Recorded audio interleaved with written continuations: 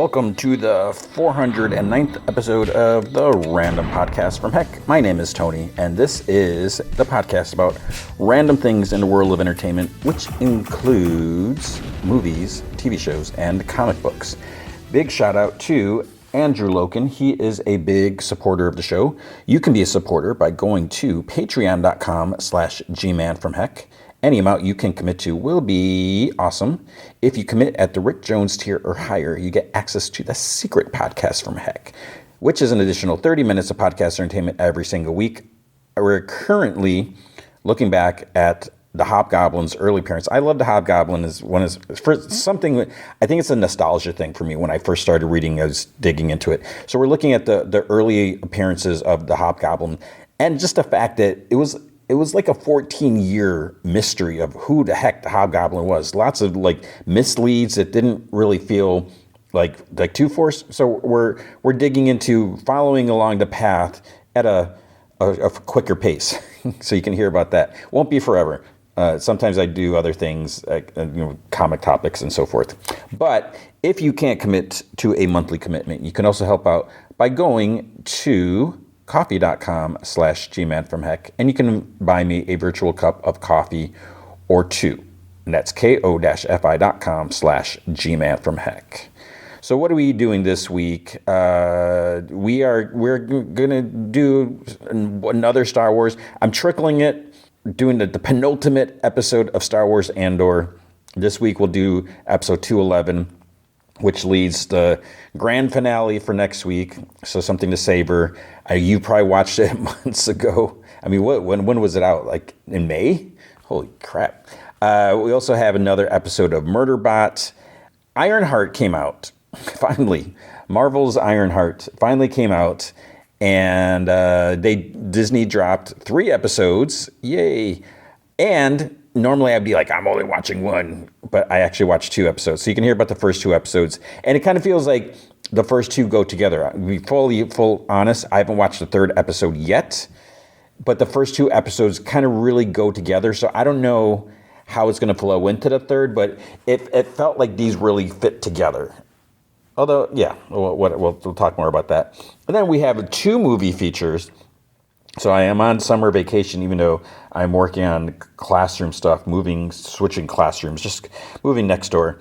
And but we got 2 movies. 2 movies came out.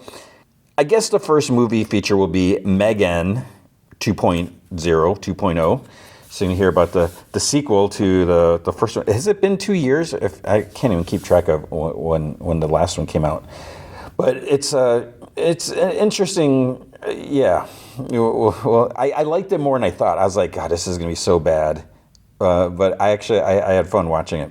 And the main movie feature is F1, the movie. I don't know if it's officially called F1, the movie. I think I see it like listed that way just to distinguish so people know that we're talking about the movie and not the regular F1 races that happen every, from time to time or whatever. So that's a Brad Pitt movie. You can hear all about that. But first, we're going to get into the news. So I don't remember if I mentioned this, but James Bond, there's a bit of James Bond stuff going on. Since Amazon MGM Studios has control over it now, so we finally have a director. So Denis Villeneuve is going to be making the movie. And it's interesting. Yeah, I guess I never really paid attention to it before, but how they're saying they have full creative control over it. Whereas maybe before I don't know, I never really looked into it or thought about it that that maybe there's a whole process. I don't know if whoever owned the rights, it was like a board of directors, no, you can't do that with James Bond because we whatever. But now that the rights have been sold, and I'm not even, like I said, I haven't followed into it. I'm kind of curious, but I guess not curious enough to look into it. I'm curious, I'm wondering what is the history of it. So did the rights just lapse? Did someone who owned the rights pass away? Did it just go? Because it's why? Or did someone just hey, yeah, buy it, give me some money? I'm curious why this change happened. Is this a good thing or is this not a good thing? And I feel like some people were a little skeptical with Amazon purchasing it, but it's Amazon MGM. So there's a little bit of a difference there, maybe.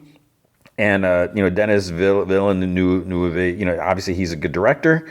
So we'll have to see what this means. And one of the things, there's you have your typical who is going to be James Bond, and there's been so many people who are like it should be Henry Cavill, or and I think I even saw that.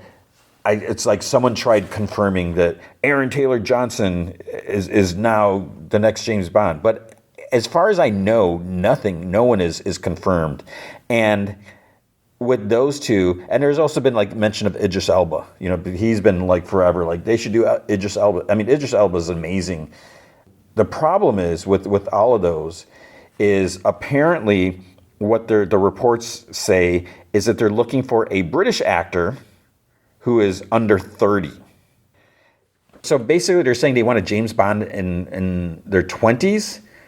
Seems a little young.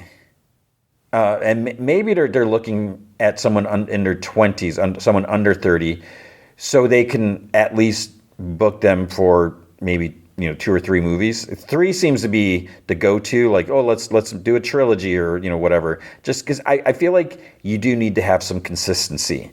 Like when they're doing like back in the 80s, whatever, with like Batman. We got Michael Keaton for 2 movies. Then we got Val Kilmer. We only got Val Kilmer for 1.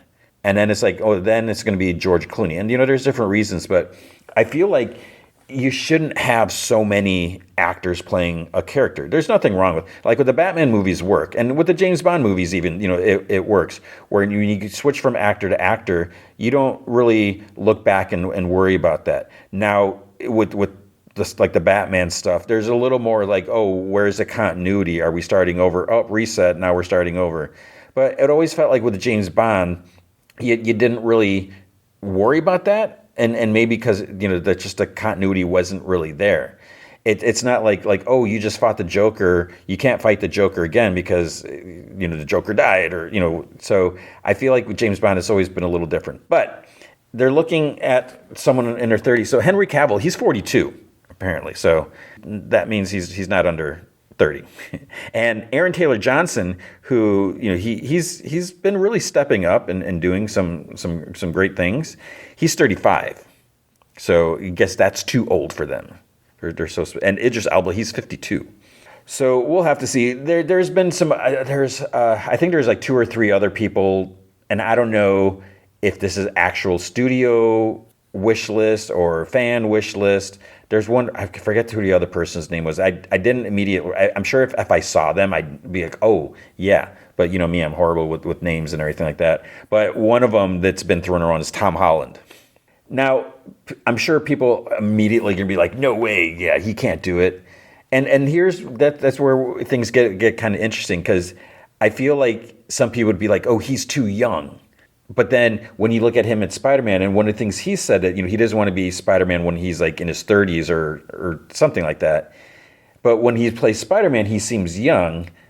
But then it's like his question is he getting too old to play Spider-Man? But then if you say James Bond, it's like, oh, he's too young to play James Bond. It's like, no, wait, which is it? The thing is Tom Holland, and so I feel like a lot of people might dismiss him right away, like oh, he's Spider-Man, that wouldn't work. He's done other things, and Uncharted, not a great movie, but it was fine. He did a good job in there. But I would say Tom Holland is an amazing actor, and you have to look beyond the Spider-Man stuff. You look at the other stuff, and that. Oh, I'm going to totally forget. I talked about it on the show, on the podcast. It was heavy duty, man. His performance there, like. It got me. It like brought me to tears at a time where you just see like the stuff that he's going through. So the show is called I had to pause there and look it up. The show is called A Crowded Room. I don't know why that just doesn't sound familiar, but it was based off the book The Minds of Billy Milligan, which I listened to the audio and it's interesting because it's a little different, whatever, and it's supposed to be based on a true story. It's Tom Holland. And Amanda Seyfried was in there, and it's just he was amazing there, and it's just it's a hard show to watch, and it'll break your heart and everything. So could he play James Bond? why not? We'll have to see what they're going to do with that. Now, another thing I saw people talk about Moonraker. They're like, oh, maybe Denis Villeneuve, whatever, should do Moonraker because this apparently. So the only reason I bring this up, I think like Moonraker was one of the first James Bond movies I saw as a little kid. I didn't know anything about James Bond, and I saw this movie. I was like, okay, whatever. This is cool, but apparently it's like one of the least favorite James Bond movies that. I haven't seen it since I was a little kid. I think that was the first one I saw. I don't know. But I think because it went out in space and it was just kind of absurd. And I guess when you think about James Bond as a spy, going out in space is not like the normal, thing that you would expect. So maybe it was just like, they're like, could he like redeem Moonraker? But it's like, why would he revisit a past movie when, you're going to do something? I don't know. I just thought that was interesting. I didn't realize people hated the movie so much or just did not like it. So I don't know. Superman stuff. Man, I'm kind of getting... Superman's going to be here before we knew it. I'm kind of getting tired of all the Superman stuff. Like every time I see on Instagram, it's like, here's the actors, here's James Gunn talking, and some of it just like one clip in particular where James Gunn. I mean, James Gunn, I have a lot of respect for him. I think he's a brilliant filmmaker and everything. Looking forward to the movie. I'm excited for the movie, but. It felt like very artificial because a lot of times when you see James Gunn talks, he's like he's straight, he tells it like it is. But there's just one clip where you can tell he goes up to the Lois Lane. He's like, "Hey, have you seen Superman?" or something like that. But it was a little cringy, and I didn't give it a fair shot. But also at the same time, I'm done. I know this is the way Hollywood works. It's like push, push, push. They need to get people to the box office. They need to get people excited.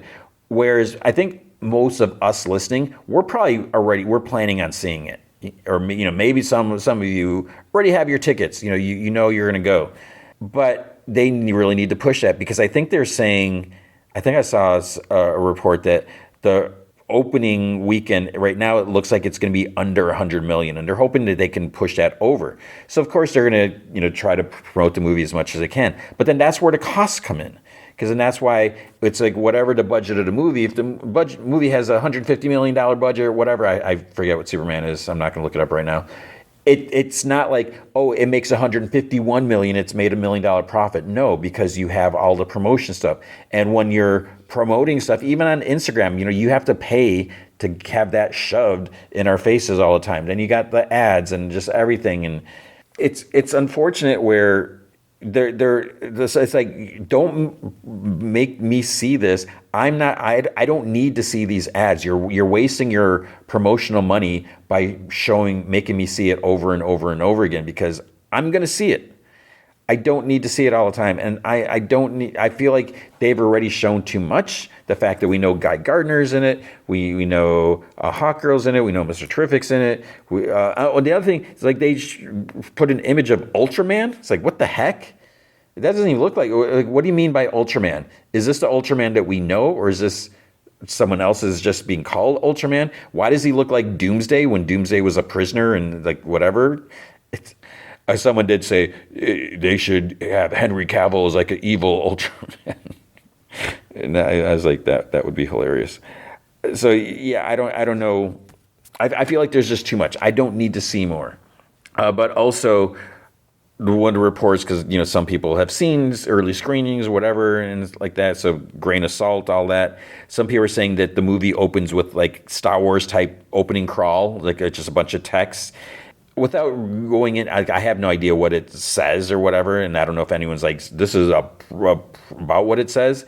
My feeling is that this is a way to tell us where we're at in the DCU, since we're not starting from like day one. And since we have all these guys, Guy Gardner and everyone, so they're probably just going to let us know, like, where do we stand with everything? So that'll be the interesting thing, is that we're just being thrown in where people know who Superman is, I'm assuming, It's not like, oh, who's this guy flying around in red and blue? It's like, oh, there goes Superman, and then we're just like jumping in. And if whether that's a great idea or not, it's just same thing. Like you start reading, like let's say you want to start reading comics, you're probably not going to find a first issue.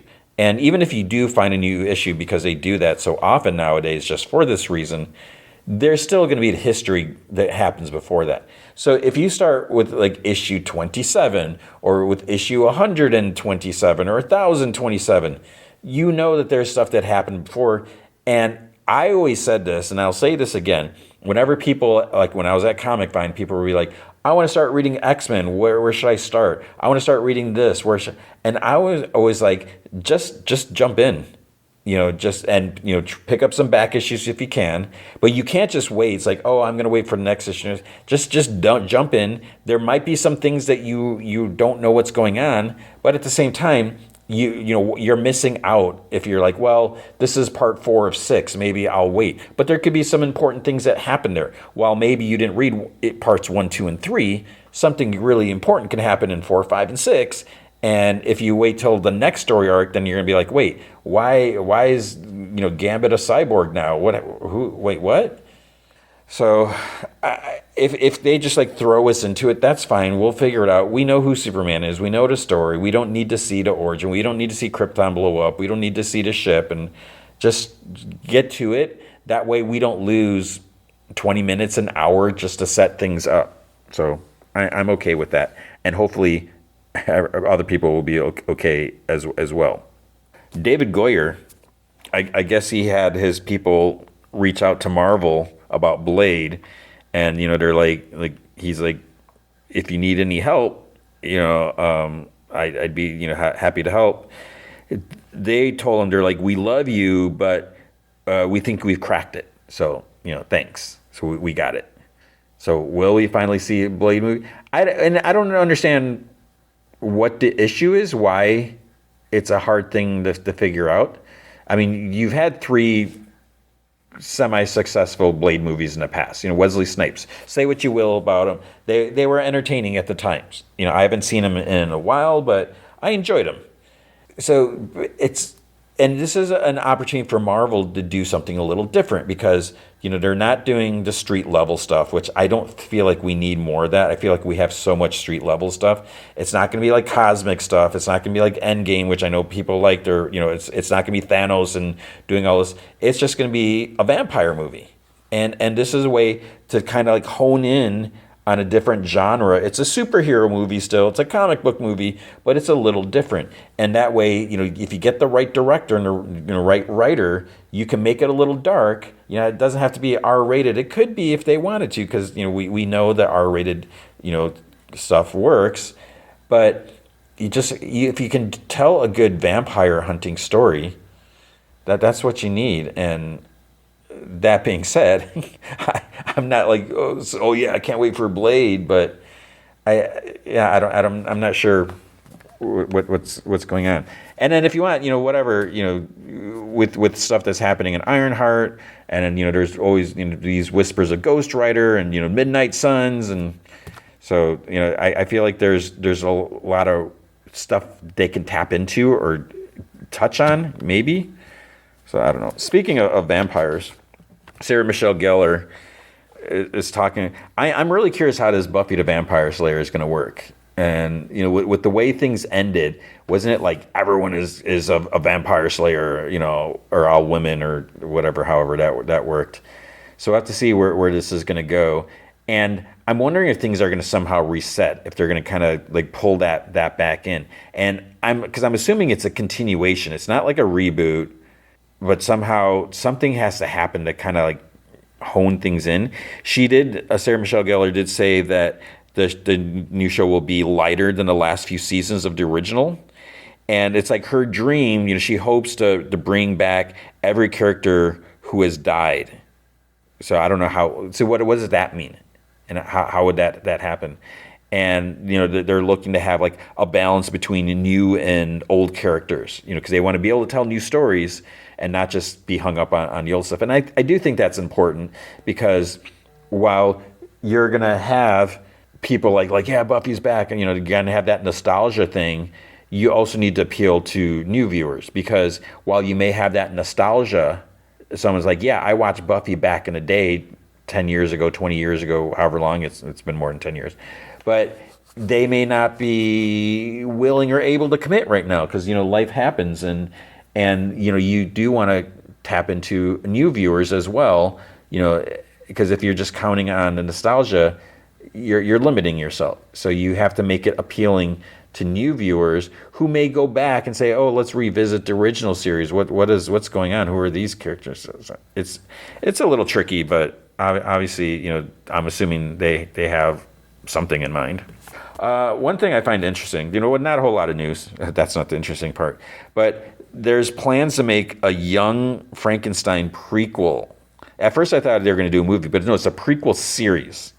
That's where it can get a little tricky, because if you're doing a series, you have to have enough stories to keep it going. If you're going to do a prequel movie, okay, you can tell one story, have this, okay, done. But they're looking at doing a series, and I think it could work. They're looking to make this at FX, and Mel Brooks is going to be involved, and We Live in the Shadows, and there's some people involved with that, like Taika Waititi. So if they tap into all these brilliant creators, they can probably make it work. They're looking. It's not official. There's nothing greenlit yet. But if FX orders a pilot, if they're willing to pay for it or whatever, and I don't know if they're going to write the script first or how it's going to work, but they're saying that Taika Waititi would direct the pilot episode. So we'll have to see what that means. So would I watch it? Maybe, yeah. I appreciate the original movie. It was. I would consider it a classic. I don't know. We'll have to see if I would commit to it. It would depend on if there's anything else on or not. And the last bit of news this week is apparently Michael Bay may be sort of returning to the Transformers. He pitched a new movie to Paramount, so whether he has an idea, because he hasn't done one. Was it like Dark Side of the Moon or whatever? Was that the last one he did? Did a lot of money, made a lot of money. They haven't been doing so great since, and I don't. Is it because he's not there, heavily involved? He's always a producer or something, but I don't know, because they're trying to lean into this Transformer G.I. Joe shared universe thing, which I don't know how that works, because wasn't the last Transformer movie set before the first Michael Bay Transformer movie? And I felt like all these are still supposed to be connected, which I don't understand how that would work, because then when we had the first Transformer, I'm just confused. I've watched all the movies, and I really don't understand the whole timeline, and I never really gave it much thought. But Michael Bay would be a hands-on producer. He's not going to direct or anything like that. He's probably beyond that. Maybe it's too much to deal with or whatever. He's just over it. But he's going to be very hands-on. And is that a good thing? Maybe. I mean, say what you will about Michael Bay. Those Transformer movies, they did well. They're something. We'll see. And we'll see what else is going to happen, but that is going to be the news for the week. With comic books, I forgot to mention, I'll just mention now, but Transformers comic, which I am behind on for some reason. I always forget to read it. Looks like Robert Kirkman and Dan Mora is it Dan Mora? Yeah, Dan Mora. They are going to be taking over Transformers with issue 25. I don't know what that means. That's going to be crazy. Hopefully, I don't know. I haven't, like I said, I haven't really been reading it. Dan Mora is amazing, and I can't wait to see what he's going to do with this. And this is big news. But with comics this week, what I did read. So maybe I will start reading. We'll see if I get caught up with Transformers, because I'm into this Energon universe stuff, with the G.I. Joe, and I'm curious to see how they start connecting. I think I saw someone post I don't know if it's a rumor that there's going to be like another, like a more a more joint book between the two, rather than have like Transformer over here, J.J. over here, and maybe little mentions. We'll have to see if they're going to announce another book. I don't think they have. I will say, Huck 2 is out by Mark Miller. I missed the second issue came out this week, and I still haven't read the first issue. I don't know what it is. Since Mark Miller moved all his Miller World books to Dark Horse, it tends to fall off my radar somehow, and it's unfortunate. But hopefully I'll get caught up. And I don't know if he had another book that came out, or if it was just Huck that was out this week. But at Image, we had Department of Truth 31, which I need to get caught up on that. There was news, I think it was last week, I don't think it was this week, that Scott Snyder is actually doing a Department of Truth like spin-off book about Elvis Presley. Like, what is Elvis Presley's role with the government? Like, there's actually, it's supposed to be some secret that, he's not really dead, he's really doing something else or whatever. And that's fitting. In case you're not aware, Scott Snyder loves Elvis Presley, so that'll be cool to see what he has up his sleeves to do with that. We also had Hyde Street number 7. This issue deals with Pranky, and he's going after like the actor dude that was Frankenstein. And we saw his story, Frankenstein's monster. Saw his story a few issues back, and now he's going after him, and there's a sort of this other discovery that occurs in there. So it's good. This book it's kind of dreary, not really dreary. I mean, it's fun in a way, but it's also kind of dark, and yeah, it's weird, but I'm digging it. We had Rockefellers number 6.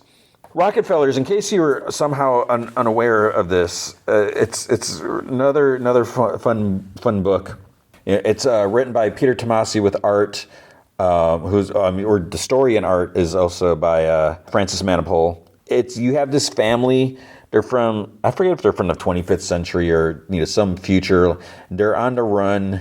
Yeah, they're from the 25th century, and they end up coming to the 21st century. And they're like a typical family, but they're not a typical family. And we see some people are after them, and they're getting closer. And so there's something really cool about it as well. All of these, you should be reading all of these Ghost Machine books. I mean, they're doing some great stuff there. Then I believe that's all I read at Image. There's some other stuff that came out. Rogue Sun number 28's out. Undiscovered Country 31. I'm so behind on that. Clementine book 3 came out. I still need to read book 2. So you have that. And then Local Man Deluxe hardcover came out. So there's a lot of stuff at Image that you can get caught up on. At Marvel, I realized, looking at the list of Marvel, there's one book that I did not read. I put it off. I was like, I'll get to it. We have Doom Academy number 5, One World Under Doom. This is the last issue. That's kind of weird. Yeah, so we have, I've been enjoying the Strange Academy books, and then having them go to Latveria because Dr. Doom is taking over the world. He's the emperor or whatever, and he wants to control everything. So it's been kind of interesting having the school now in Latveria, because Dr. Doom isn't like super hands-on, obviously, because he's doing so many other things. And we got the different Doom bots. One of the things that I did not like about this is there's a librarian Doom bot who is kind of like nice or whatever. I feel like it's almost getting to be cliche to have here's a friendly Doom bot that's actually going to help, because we have one in Runaways also, and I'm sure we've had other malfunctioning Doom bots that are actually compassionate or whatever, but it was fine. And we had this adventure, and everything gets wrapped up. So what I liked about this is we have some of the core characters, not a focus on everyone, which was kind of nice in some, because there's a couple characters that I wasn't super crazy about before. But we have some of the familiar returning faces, and we had some new characters. So it was a nice mix. And I will say this, where it ends, they're still in Latveria. One World Under Doom is still going on. So this might be the end of this series, and they're like, it's not the end. We will see them again. They'll just probably do another volume with another creative team. and whether they'll still be in Latveria then, or move back, or we'll have to. Yeah, it'll be interesting. But it was a decent. As much as I'm really not enjoying the One World Under Doom stuff, I that was probably my favorite spin-off, whatever, tie-in book of the whole thing, because I'm not really caring about anything else. Well, Fantastic Four sort of, but that's not really. We had Deadpool 350, which is really issue 15 of the current series, and apparently this is the last issue of the current series. I forget. Do we know? I'm trying to remember if we know who the next creative team is going to be, or like I think I feel like they've announced it. Oh, okay, we'll get to it. With Deadpool 350, we have Deadpool, Taskmaster, who I love, and Ellie, Deadpool's daughter. They're dealing with this. What's that guy's name? Death Hands, or I haven't cared about that character, and the fact that it like 15 issues, and we're still, it hasn't been 15 consecutive issues, but me, it bothers me when we have a not so great villain, and then they just do these long extended story arcs. It's like, I don't need to see 50 issues of this.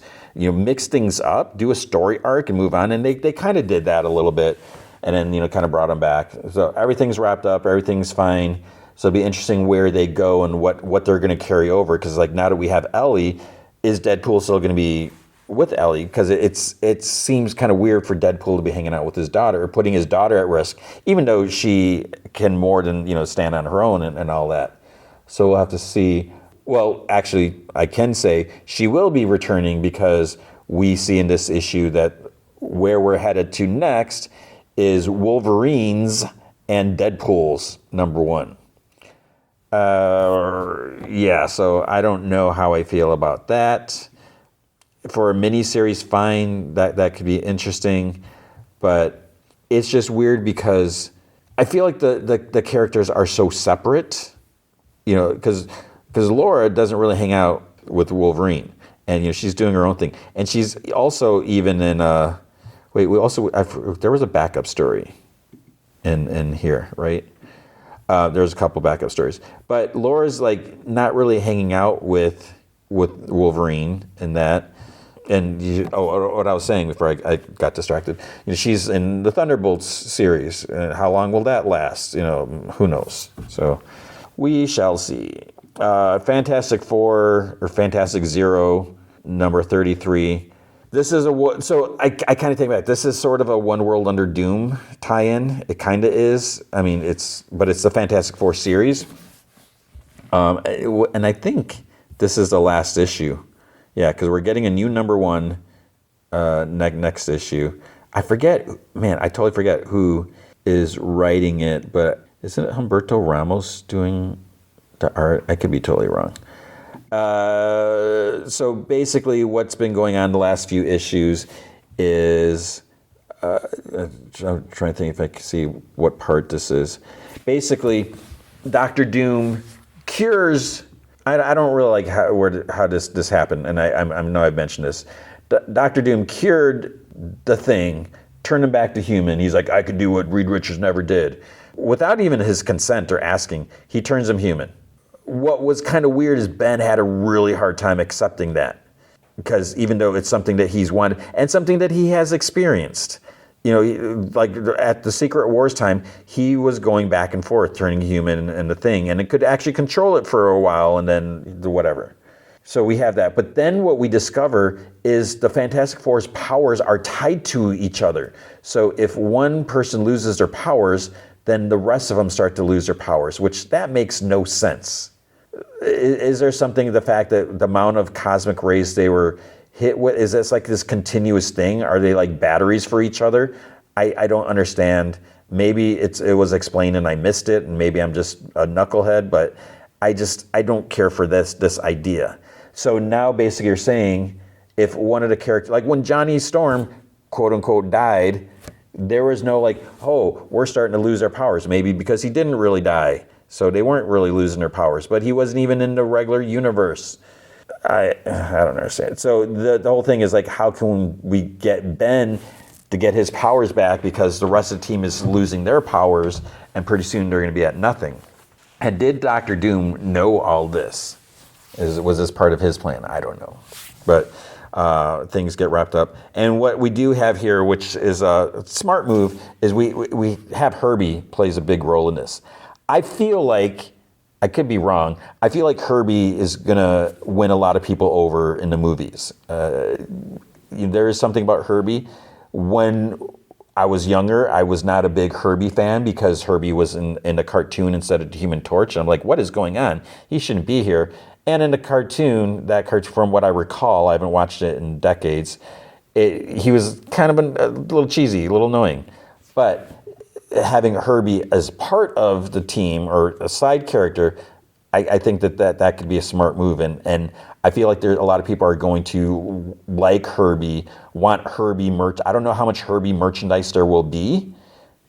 Marvel, Hasbro, whoever would be smart to make some Herbie merchandise and try to sell that to the kids or the adult people. I don't know. I would buy, if it was reasonably priced, I would buy like it would be too expensive to get like a Herbie replica. If Hasbro can do all these helmets and stuff, which I'm still tempted to get the Doctor Doom helmet, even though I'm kind of tired of Doctor Doom. This One World Under Doom has made me really not like Doctor Doom. Well, I don't know. Let's move on. Giant size Age of Apocalypse. I haven't been enjoying these giant size books.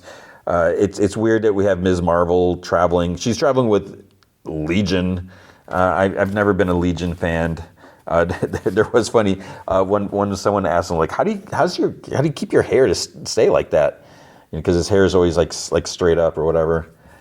But basically, they go to the Age of Apocalypse, and I mean, if you love it, that's great. I can respect Age of Apocalypse for what it was. I just was never really a big fan because it was it 4 months of cutting? I know like a lot of the issues, the miniseries were four issues. I don't remember if they were monthly or if they're bi-monthly or whatever. But basically, the Age of Apocalypse interrupted all the X-Men books for that period, 4 months maybe. And we had the Alpha and Omega tie-in books. It was weird because you didn't see this in the other, there was no mention like, oh, what happened to the X-Men or whatever. The whole world, and it was supposedly the whole world was changed, not just the X-Men, it didn't just affect them, it was supposed to affect everyone. It just felt like, oh, we have, and I guess, it was meant to be, here's a story, there's a beginning, there's an end, boom, we're back where we started. And there's some repercussions. Some people carried over, some people somehow are still here, but we had this experience and whatever. To me, it was an interruption. So some people still like it. And, we get let's revisit, let's go back and see this. I don't care for that. I don't need that. And I know that there's more stuff coming, and it's awesome that Jeff Loeb has something up his sleeve, has something cooking, and we get a little tidbit at the end. It wasn't quite enough to get me excited. Will I read it? Probably, because it's Jeff Loeb, but I just haven't been enjoying this. What I will say is of note, though, is apparently Marvel Girl is learning to control her powers. I'm still not 100% clear what her powers exactly are because I just can't bring myself to actually read every single panel. But there's been some talk where she's like kind of working to get her powers to work, which that's if you're going to make her a mutant, then do it. Embrace it. Don't just like, oh, she's an Inhuman too, so she can't use her mutant abilities. But she is a mutant, so it's either one or either she is or she's not. There's Incredible Hulk 26, but it looks like, even though we've seen the Hulk in other stuff, it looks like it's Hulk back dealing with all his, no. But it was weird because we had that, Imperium or whatever, the space stuff. I thought he was done with all this stuff, but apparently not, so I didn't even crack that open. I'm not even going to look at it, whatever. Miles Morales, Spider-Man, God of War Part 3. Oh, this is so I have the issue. I have it right in front of me. I haven't opened it. I really, really don't want to, but part of me is like, well, I have to see what happens. I have to see what's next for Miles Morales. I don't care about this God stuff. And it's just the whole Anansi, him being an avatar for Anansi or whatever, the spider god. And then the fact that we have Ares is like pure evil, and it's like, how is that? And he was evil in Punisher also, but it's like Ares was also in the Avengers. And I don't care. And then now it turns out that Miles Morales' therapist is like hulking out because she's been hanging out with Hulk, Doc Samson, Doc Sasquatch, or whatever. What is going on with the Miles Morales comics? Why is it so hard to read? It is just, Miles Morales is such a cool character. He has drifted so far from who I enjoyed, and I feel like others too. I know at least one person that feels the same, but I don't get it, and it kind of feels like I've gone on and on about how they keep giving him more powers and more power. He doesn't need to have all these powers. By every time they add a new power, he's got a vibranium suit now. It's like, is he like so incompetent that he needs all these? He's got a venom sword. His spider sense can expand out, and he can feel. It's like, why do you have to? The fact that he has his venom blast and he could turn invisible, that gave him like an edge over Peter Parker Spider-Man. But the fact that you have to keep giving him more and more and more, and every time you do it, it's like the rest of the stories they're not great, and it's like not enhancing, and I don't know if they're like, well, we need to add more. We need to do something to bring that excitement back. Like, no, it's not working. And it makes me mad because I really like Miles Morales, and I cannot stand the comic now. It's just like that. And even though I had that urge, it's like I should read it. It's Miles Morales. I should read the comic. I can't. And it's the same thing happened with that Spectacular Spider-Man book or whatever. That was bad. Predator versus Spider-Man #3. This was okay. I'm curious where this is going to go. There was one thing that was a little weird. It almost felt like days had passed because then it cuts to like Craven and saying like for days the Predator's been doing this, and I was like, has Mary Jane been in the subway tunnels for days and Spider-Man hasn't noticed? But apparently not. And so we got this one Predator, and other Predators came to hunt, and so now Spider-Man has faced 3 Predators at once. Can he handle that? And at first, my first thought was like, man, Spider-Man is toast. There's no way. But then when you look at it, Spider-Man has faced crazy odds before. He just needs to know what he's up against. And I think he has a good idea because he's seen what the other Predator could do, the Scalper, Skinner, or whatever the papers are calling him. And it's just a matter, Spider-Man has a spider sense, and depending on what the setting is, he can probably avoid their blades and their laser guns or whatever, but he just has to be aware that these are like stone cold killers. They will like tear him apart given a chance. And then the other interesting angle of this is we have Craven the Hunter, who is looking at it. It's like he is trying to hunt them for the sport of it. And like at one point he like cuts the power to the city or something like that because he doesn't want word to get out. He doesn't want the Avengers to get word of or wind of what's happening, and then they try to come and capture this Predator because he wants to do it himself, which is kind of selfish. Like, never mind the fact that people are getting killed in the meantime, but you have that. Spider-Man Wolverine #2. It's not called Fight to the Death, right? That's just on the cover. I think we can spoil the last issue. What happened in the first issue, Wolverine goes up to Peter Parker, not even worrying about his secret identity that much, whatever. Rides up to him while he's at a outdoor cafe with his sort of girlfriend, Shay, and he's like, hop on, we gotta go. Apparently a bunch of SHIELD files have been taken, maybe. So they need to get them back, blah, blah, blah. As they're fighting Mysterio or someone, Peter hacks. So he's a brilliant. Now suddenly he's a hacker. He can hack into these SHIELD files. Which, okay, he's not a hacker. He's just really smart. But whatever. And he finds this footage of his parents because his parents were SHIELD agents. They apparently died on a plane crash. There's video footage, and who is on the plane? Wolverine, Logan. He's there, and it appears that he is going to kill his Peter's parents. That he caused the plane to crash. That it was so basically, it's like Civil War. Bucky killing Iron Man's parents is what they're doing. So there's no way, we don't get like clear cut footage because it glitches out or whatever, but there's footage of the aftermath or whatever and blah blah blah. It's almost concrete evidence because Wolverine could survive a plane crash. His parents didn't and couldn't. They're going that route, making it look like Wolverine killed his parents, and so Spider-Man, Peter's angry, goes after Wolverine, starts attacking him.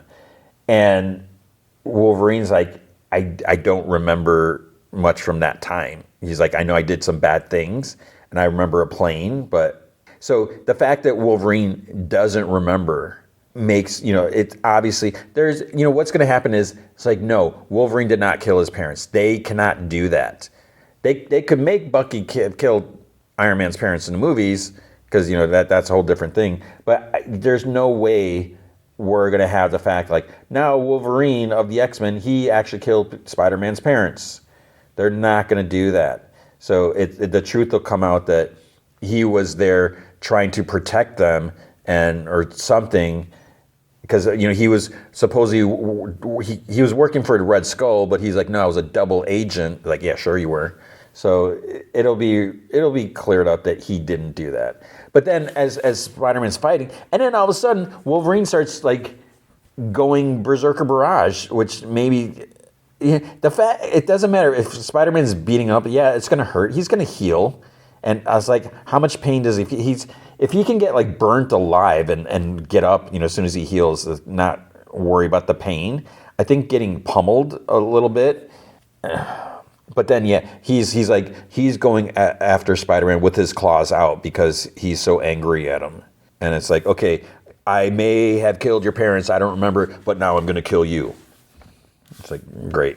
Wolverine, you're such a role model.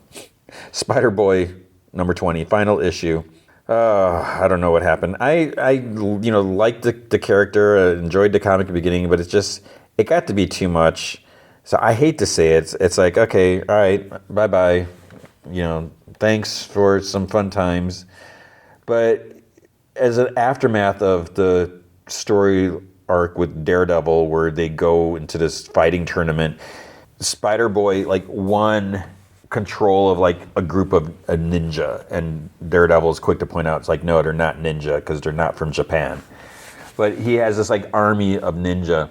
Daredevil told him to get rid of him, but he didn't because he's a 10-year-old kid, and he's using him to do all this stuff. And then Spider-Man gets mad at Spider-Man because Spider-Man's like, okay, give me your costume. He's like, you're done, and he's like, no, you can't do that. Blah, blah, blah. So it's just ridiculous. But yeah, so now it's over. It doesn't necessarily mean it's over because he is still swinging around at the end, so it's not like he's given up on the life, but who knows where we'll see him next. And it's just it's weird because in recent issues Spider-Man's like, okay, you are my sidekick, I accept that, and there's been no mention. When has Spider-Boy ever been an Amazing Spider-Man in the main series?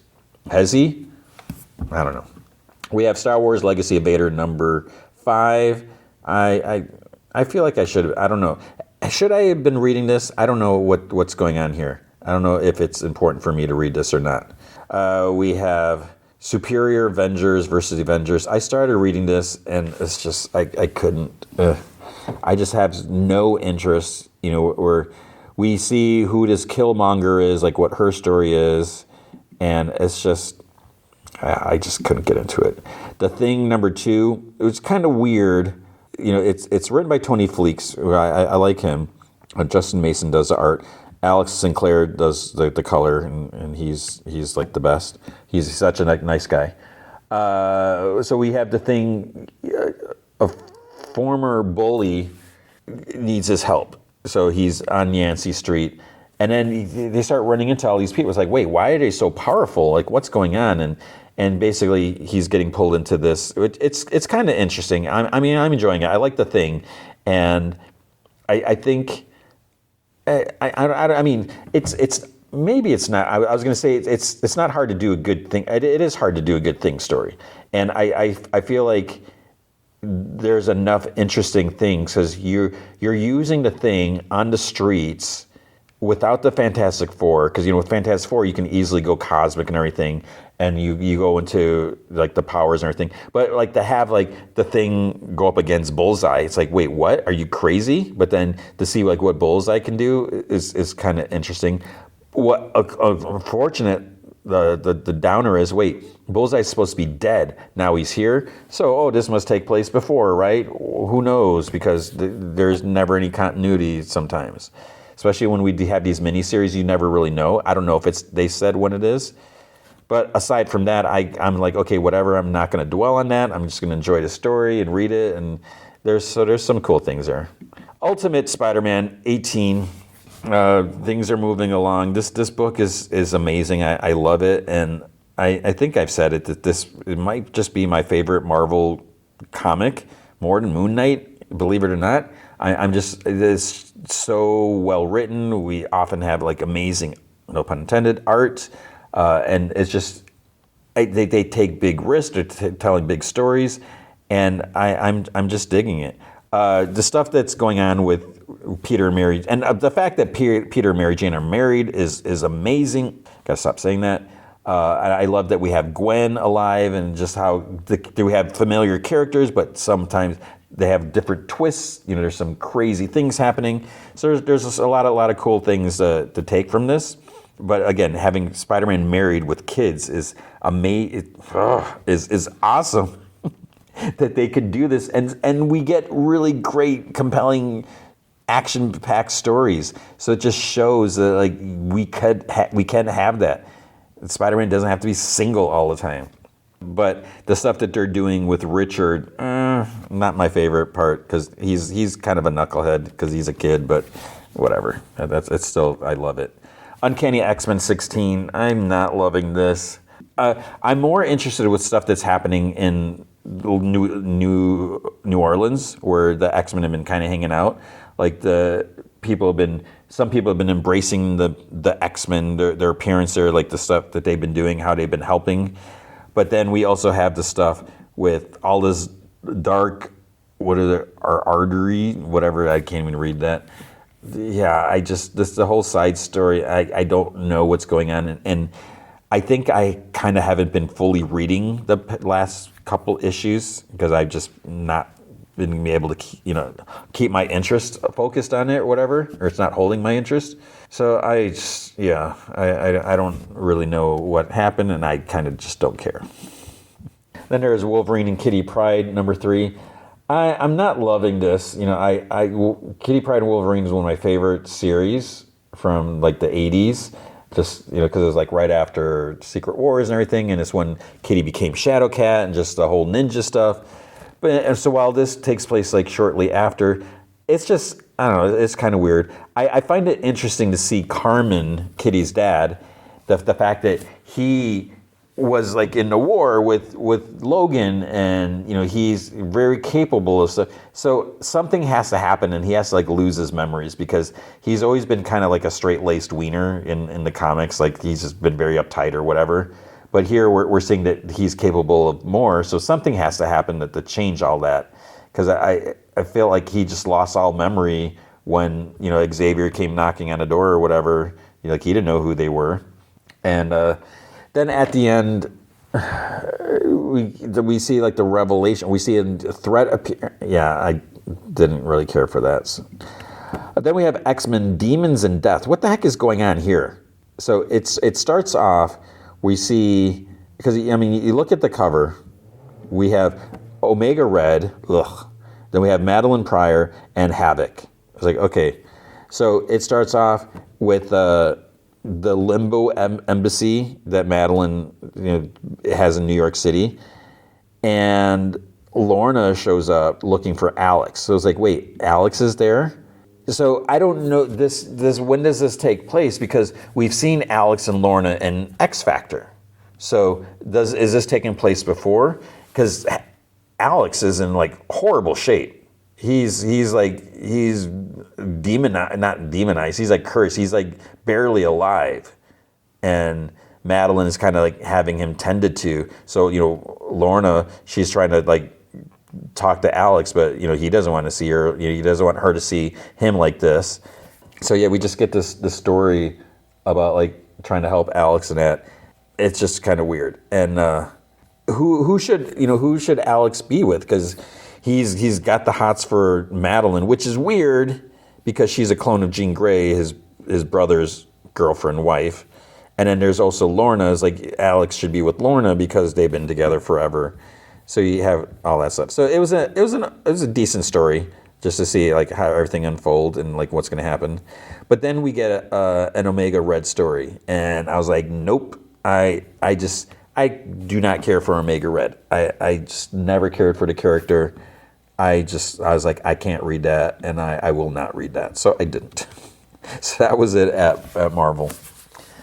And again, lately I'm really drawing putting my foot down, drawing the line to put my foot down on, where I want to cover all the books for you in case you're interested and you want to know, but I can't bring myself to read something that I'm just not going to like, because one, I'm not going to sugarcoat it and say, oh yeah, this is fine. But the main thing is, I don't want to poo-poo over stuff that people work hard on.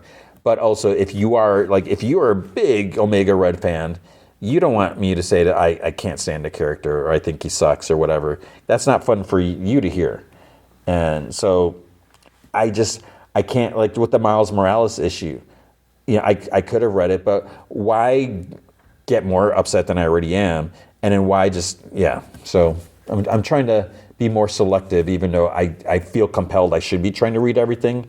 But it's also a matter of time. It's like, why should I spend my time reading something that I'm just not going to enjoy? It's going to make me miserable. At DC, we have the new history of DC Universe. This is by Mark Waid, Jerry Ordway, and Todd Knock due to art. I started reading this because I'm curious. Is like, okay, new history. Are they like changing things? Because we know there's a whole Superboy now was in action in Smallville. That actually happened because they've gone back and forth where Clark has been Superboy. Their Superboy doesn't exist. He just showed up in Metropolis one day, and then they're like, "Oh, Superman." So I was like, "Are they changing other things? Is this important for us to look at?" And as I started reading, it starts way back, and I was just like, "I don't need to see all this history." A lot of it, if you've been reading comics for a while, you know this stuff already. And as I was reading, I was like, I don't need to read all this. I don't need to read. And there's a lot of text, so it's going to make it longer to read. This is good to have. These issues would be good to have in your collection in case you ever want to refer back to stuff. But as I was reading, I was like, okay, it doesn't really appear that too much is changing. It's like, yep, okay, there's that. So I ended up not really reading it. But then maybe the next issue is going to get more specific, and we'll see where things go. Whoa. Absolute, I'm trying to say Absolute Wonder Woman. I almost said Wonder Woman, but I was like, no, it's not Wonder. It's Absolute Wonder Woman. What issue is this? I don't even remember. This was fine. We have Wonder Woman dealing with, what's her name, Dr. Poison or something like that.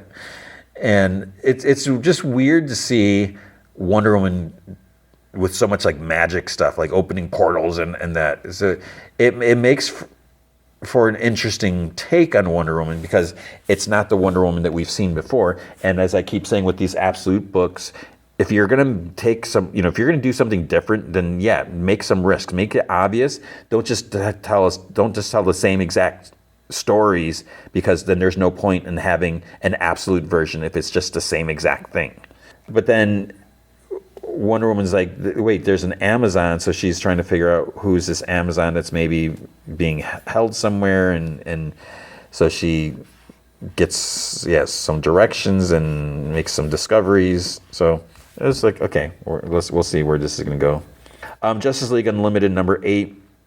I haven't really been keeping up with this storyline. I don't know I can't remember if this is the last part of it, but we got this Gorilla Grodd stuff, and I don't care for Gorilla Grodd, and he's so amped up. He's calling himself Gorilla God.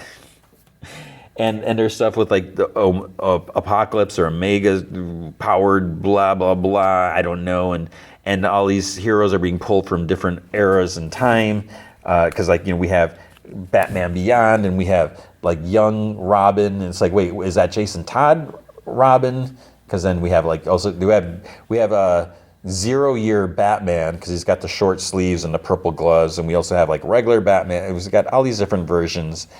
We have like hook arm Aquaman, and so it's interesting. And then there's some hints with the whatever's coming up with Apocalypse, the time trapper, what's Doomsday, and I don't know.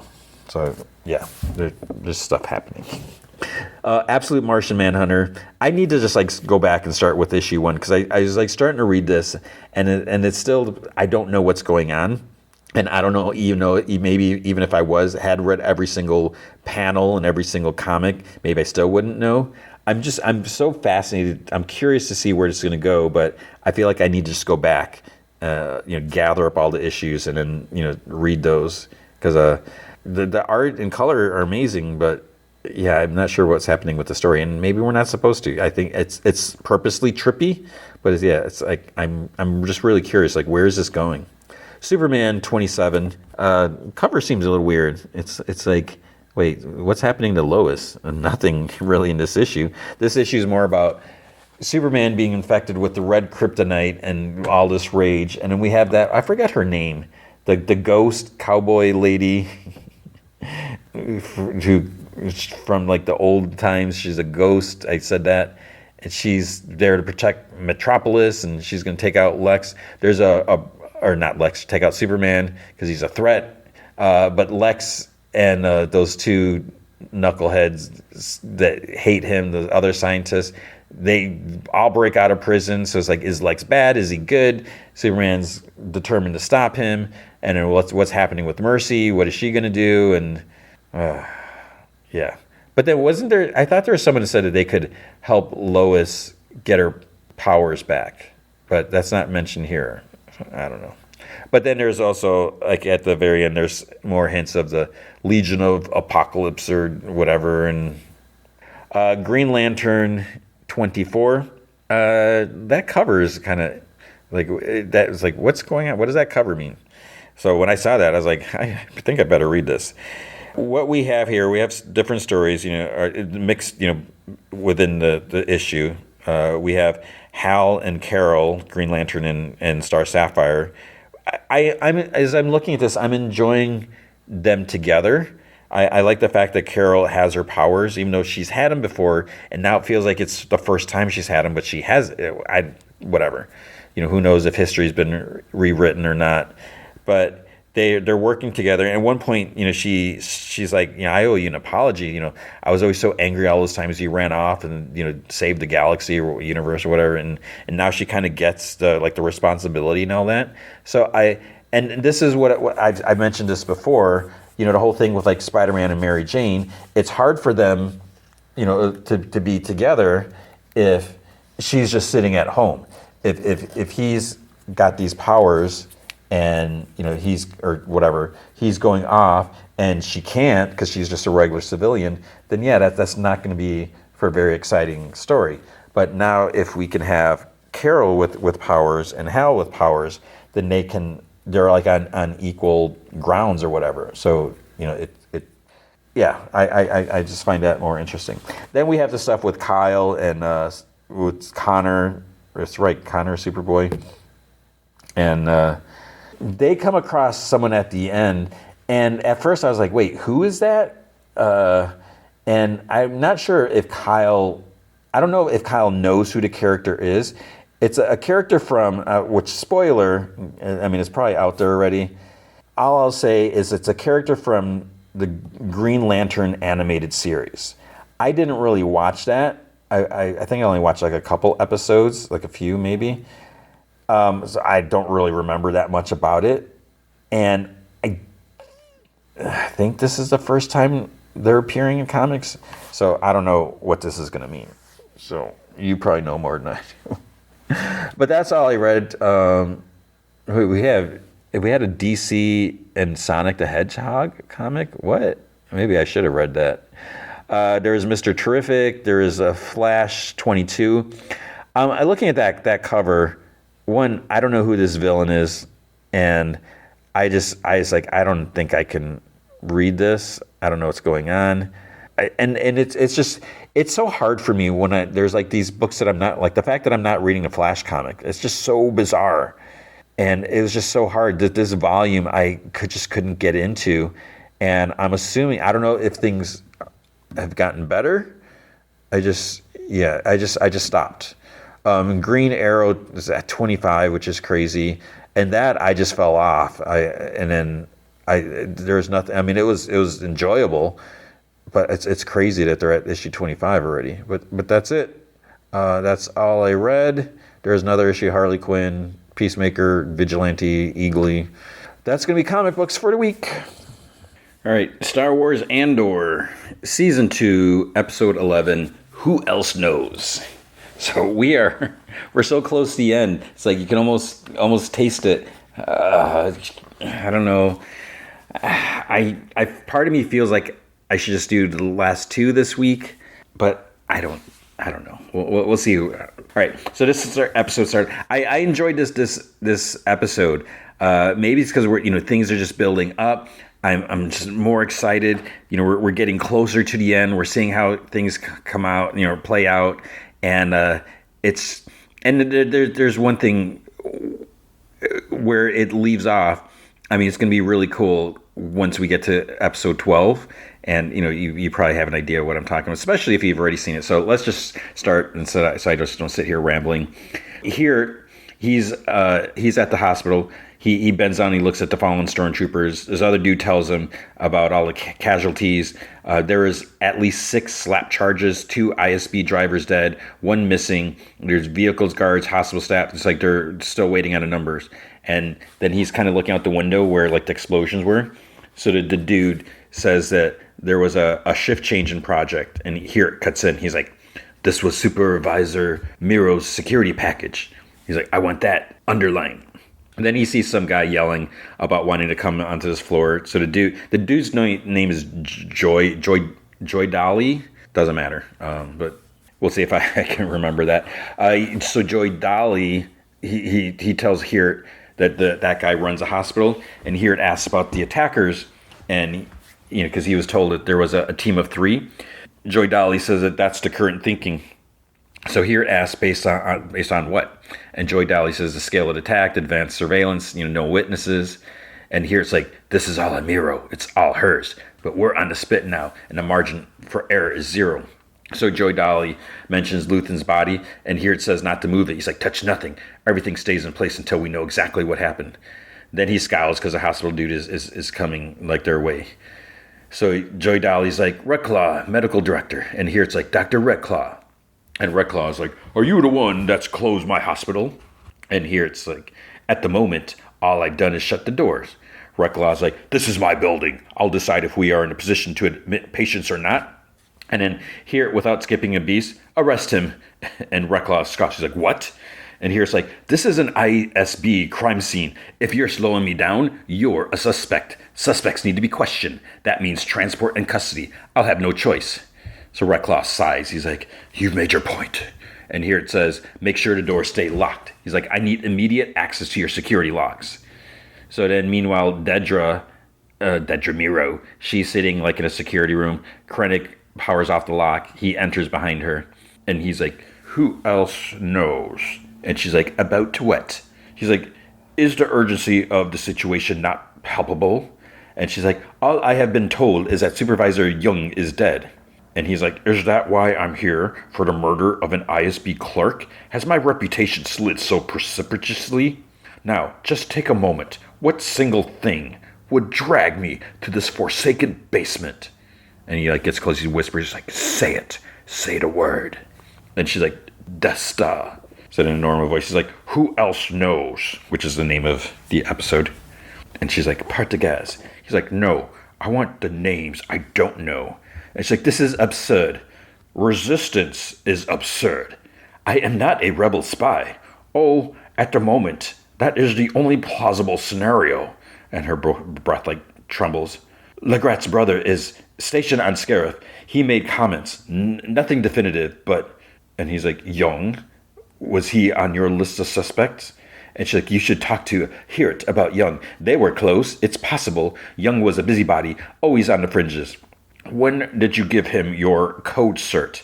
And she like almost like disgusted. She's like, excuse me? Young? My clearances? Never. Why would I do that? I don't have time for why. Your motivations are far less pressing than the extent of your betrayal. And she's like, if Young had my soot, then he stole it.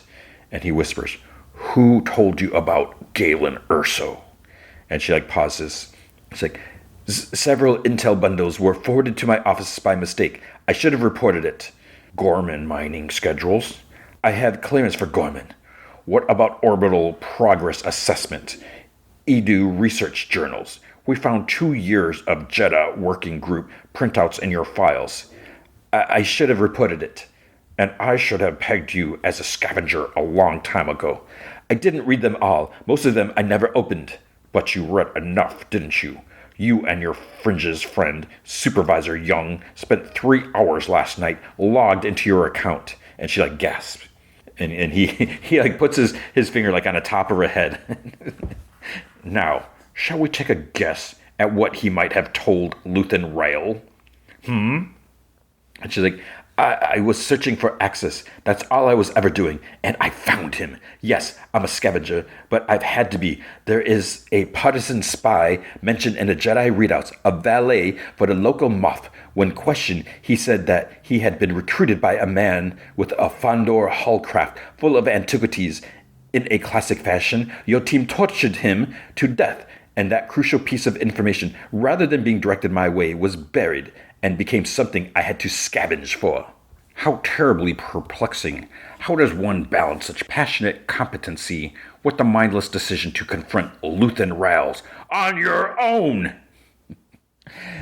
If you're not a rebel spy, you've missed your calling. And then she's like, Rael's assistant, we think she's his daughter. She wasn't at the gallery. And then the door opens and someone asks if he has a moment. He's like, we're done here. And she stands and she's like, whatever Young told Rael, she knows too. It may be days before he's well enough to be questioned. She needs to be found. We need agents at every transport point we can cover.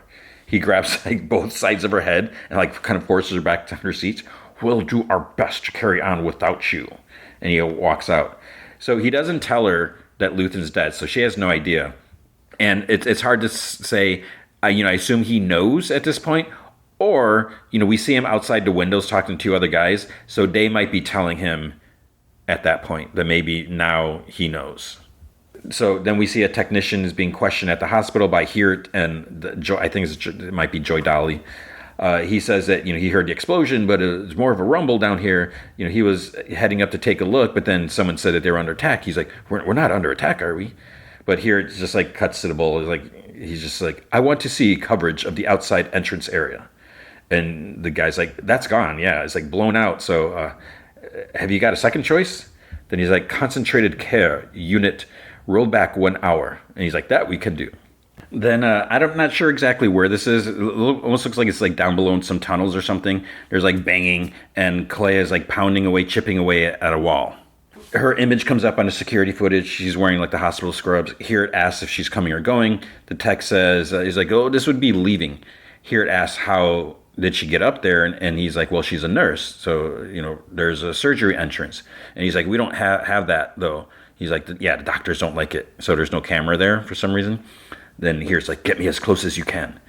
Clea finally makes a hole big enough to reach in with her arm. She pulls out this like wrap bundle. There's like some equipment in there, and she starts assembling. And it looks like it's probably radio. It is a radio.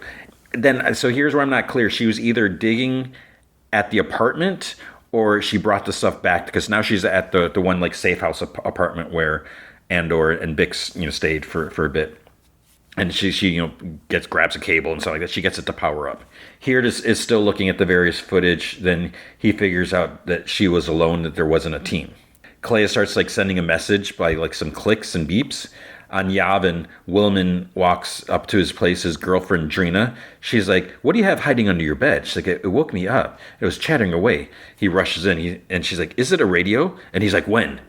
And she's like, "It stopped now." And he's like, "How long ago?" And she's like, "Willman, what is it?" And he's like, "Since it went off, how long?" She's like, "Half an hour. Are you okay, Willman?" He's like, "I'll explain in a minute." So Andor is playing cards, and he's like, "Make sure he doesn't see my cards." K2SO is like, unlike you, have never cheated. They're playing, it's like some card and tile game. It's not Sabak. There's this other guy, Melchi's there. They're like laughing at K2SO because Melchi's, he's like gambling a lot in his one hand, and K2SO is like, you've never risked this much. He's like, it's just statistically impossible that you could have a win. So he's like going through all this stuff. And then they say that he's just nervous. They're laughing. And he's like, "It would be sad if you two were conspiring against me. This is your last chance to recall your wager," or something like that. Then Willman steps in the doorway and he puts the device like on a table. And they're like, "Hey. Here it walks to like the Imperial like meeting room. He talks to Krennic and Partagaz. They're looking at a holo image of Clea. Partagaz asks, "How quickly can we get this out?" And here it says it depends on the level of saturation required. And Krennic asks here, it's like, "What is your name?" And then Krennic's like, "Supervisor Hirt, you will put this image out as wide and deep and far as it takes until we find her. You'll search every comm and transport point."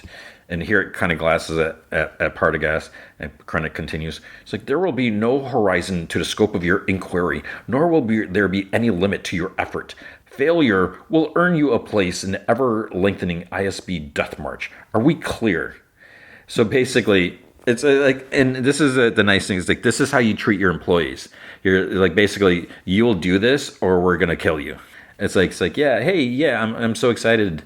I mean, it is motivation, but he's like, "The warrant, to be clear, what's the charge? Sedition or murder or all of the above?" Partagaz is like, "She's diseased. She escaped the hospital with an infectious condition that threatens everyone with whom she may come in contact. She must be found before thousands die." And Krennic's like, "There it is. What are you still doing here?" So here it gets up and leaves. And Partagaz's like, "Death Star, what a prescient turn of phrase." Krennic's like, "I can't protect you, Leo." And then Partagaz's like, "You were supposed to be ready by now." He's like, "You sound like Tarkin." And Partagaz's like, "It's a miracle we've kept it quiet this long." And Krennic's like, "We're moments away. Days. A few more tests, we're there." And Partagaz's like, "Save the sermon for Palpatine." And Krennic's like, "Indeed." It's like, "You have a plague to stop, and I was due in Scarif 2 hours ago." So Krennic starts to leave. He stops at the door. Partagaz's like, "Best of luck to us both." And Krennic just nods and leaves. So Clea sits in the apartment. The device starts beeping. On Yavin, K2SO is like, "There's a base-wide restriction on unauthorized radio transmission. I can call up the exact language if you're curious." And he's like, "I see. No one is curious." And Andor's like, "I don't know, Will." He's like, "Could have been anything. Power failure, crossed wires. When was the last time it was tested?" And he's like, "It works, Cass." He's like, "I kept it charged." K2SO is like, "Am I correct? The reason that you're not messaging back is to avoid being traced? Who are we hiding from?" No one responds. "I realized this is a question, but is there a question that you are willing to answer?" And Andor's like, "K." It's like, "Right now, we're hiding from everyone." The radio beeps some more, whatever. And K2SO was like, "Compression cipher, burst broadcast, abbreviated chain, too short to be decoded. I'm guessing it is something you've memorized." And Andor's like, "Is the U-wing powered up?" And K's like, "Was I correct? Is the ship prepped?" "Yes, but I'm going to need an extra hand." Melchi's like, "Whatever you need, Cass." And Willman's like, "I'm going." And Andor's like, "No, you're not." And K2SO's like, "Going where?" Willman's like, "That's ridiculous." He's like, "What if it's a trap?" Andor's like, "Then it's a trap. It changes nothing. You got to go down to the hangar and get us on the test roster. I don't want to be shot down pulling out of here." And Willman's like, "Cass?" And he's like, "You know I'm right." And K2SO's like, "We need a flight plan." Andor's like, "It's a test run. We're not filing a flight plan." Kayla taps away some more at her on her end. The Yavin ship commander dude, I think his name is Draven. I was going to look up what's his rank. I don't remember, but he's told about the takeoff. And as they're marching to the hangar, a dude tells him that it was booked as an evaluation flight. Then we hear the tower calling to the U-wing that they have not been authorized to leave the base. He's like, you need to stand down and return immediately. K2's like, you are hearing that, aren't you? And Andor's like, turn it off. I've been counting the orders we've disobeyed so far. Would you like to know how many? No. And he like scoffs. 17. The radio continues. He's like, K? So K2SO shuts off the radio. 18. Andor calls back to Melshi and tells him to hang on. They jump to light speed. So Dedra's sitting in her security cell. She stands because she hears a couple stormtroopers. They stand there, and then here it's like there. She's disappointed when she sees it's him, so she sits back down. He's like, I came as soon as I could. And she's like, how reassuring. He's dead, isn't he? Rael. And here's like, he was killed. His assistant infiltrated the hospital. She's on the run. And Dedra's like, and it's all on you now, Young's best friend. And he's like, we were never friends. I know the feeling. He's like, we need to find her. I'm sure there's an open cell down here for you. Why is this a Krennic project? Why is it so important? And she's like, is this a test? And he's like, what? No, I came for advice. Why would I do that? He's like, as it stands, you're going nowhere. A quick solve might work wonders. I've just pushed out a massive search package, but you know as well as I do that she's too smart to go where they're looking. You know them, how they think, where they've been. Where would she go? And she thinks, and she's like, she'll need to reach out. And he's like, we're scanning everything we can. She knows that. Go back to the old Axis files. There was a radio in Ferrex. M3GAN had one. We found several of them. Old frequencies, pulse codes. My best guess. And he's like, thank you. It's probably too late. And he just leaves. So Willman has to answer to that dude, the commander dude, Draven. Then he's like, Coruscant. And the dude's like, Luthen Rail whistles and you two come running. And Willman's like, listen, this was an emergency call, a final call. And he's like, after all this, after everything we put in place, knowing how vulnerable we are, Willman stands up and says quietly, he's like, you can run him down all you want. But the truth is, none of this would be here without Luthen. None of this. And Draven, he kind of bows his head. Then he's like, confine this man to quarters until further notice. Here it arrives at the antique shop. He talks to a tech working in the back. And she's like, the storage files, the signal library, that took the brunt of the damage. Rail effectively targeted all their contacts and dossiers. He'd obviously planned for this. And here it's like, what about the radio? And she's like, well, the transmitter looks intact. They had the antenna. It's ingenious. They spliced it into the metro tower next door. They've been using Imperial broadcast power for who knows how long. Andor arrives outside of the planet, Coruscant. K2SO's like, where are we going? And Andor gives him like an address or coordinates or something like that. Melshi looks out the window. He's like, oh, it's incredible. And K2's like almost teasing. He's like, Melshi's never been to Coruscant. Melshi asks Andor if he knows where they're going. And he's like, I think so. He's like, I just hope they're still there. And K2SO is like, I've been to Coruscant.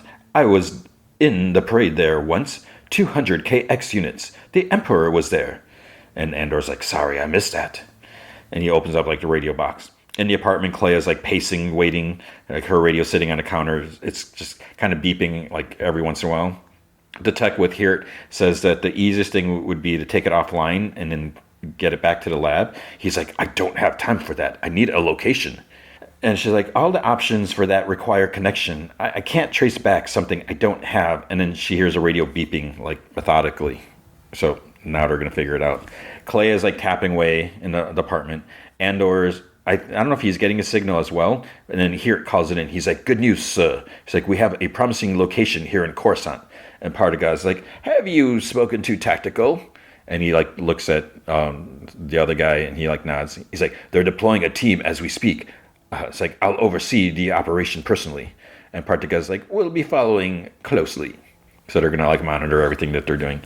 Andor's ship lands. He points out to Melshi where they are, because he thinks he's going after Luthen and that. So Imperial shuttle heads there as well. The tactical squad leader starts like barking orders, and it's like weird because these stormtroopers don't have helmets. They just have like the armor and everything like that, and he like kind of gives body armor to Hirt. Partagaz is shown like in this whatever in his end how they'll be monitoring Hart and the troopers. Like there's like lights for whatever everything. Andor and Melshi head to the apartment building from the ship. K2's like, I don't like it here, and Andor just kind of like keep the engine running. So they're leaving K2SO inside the ship because, it would be weird if he was just walking around. Hirt's shuttle approaches the location.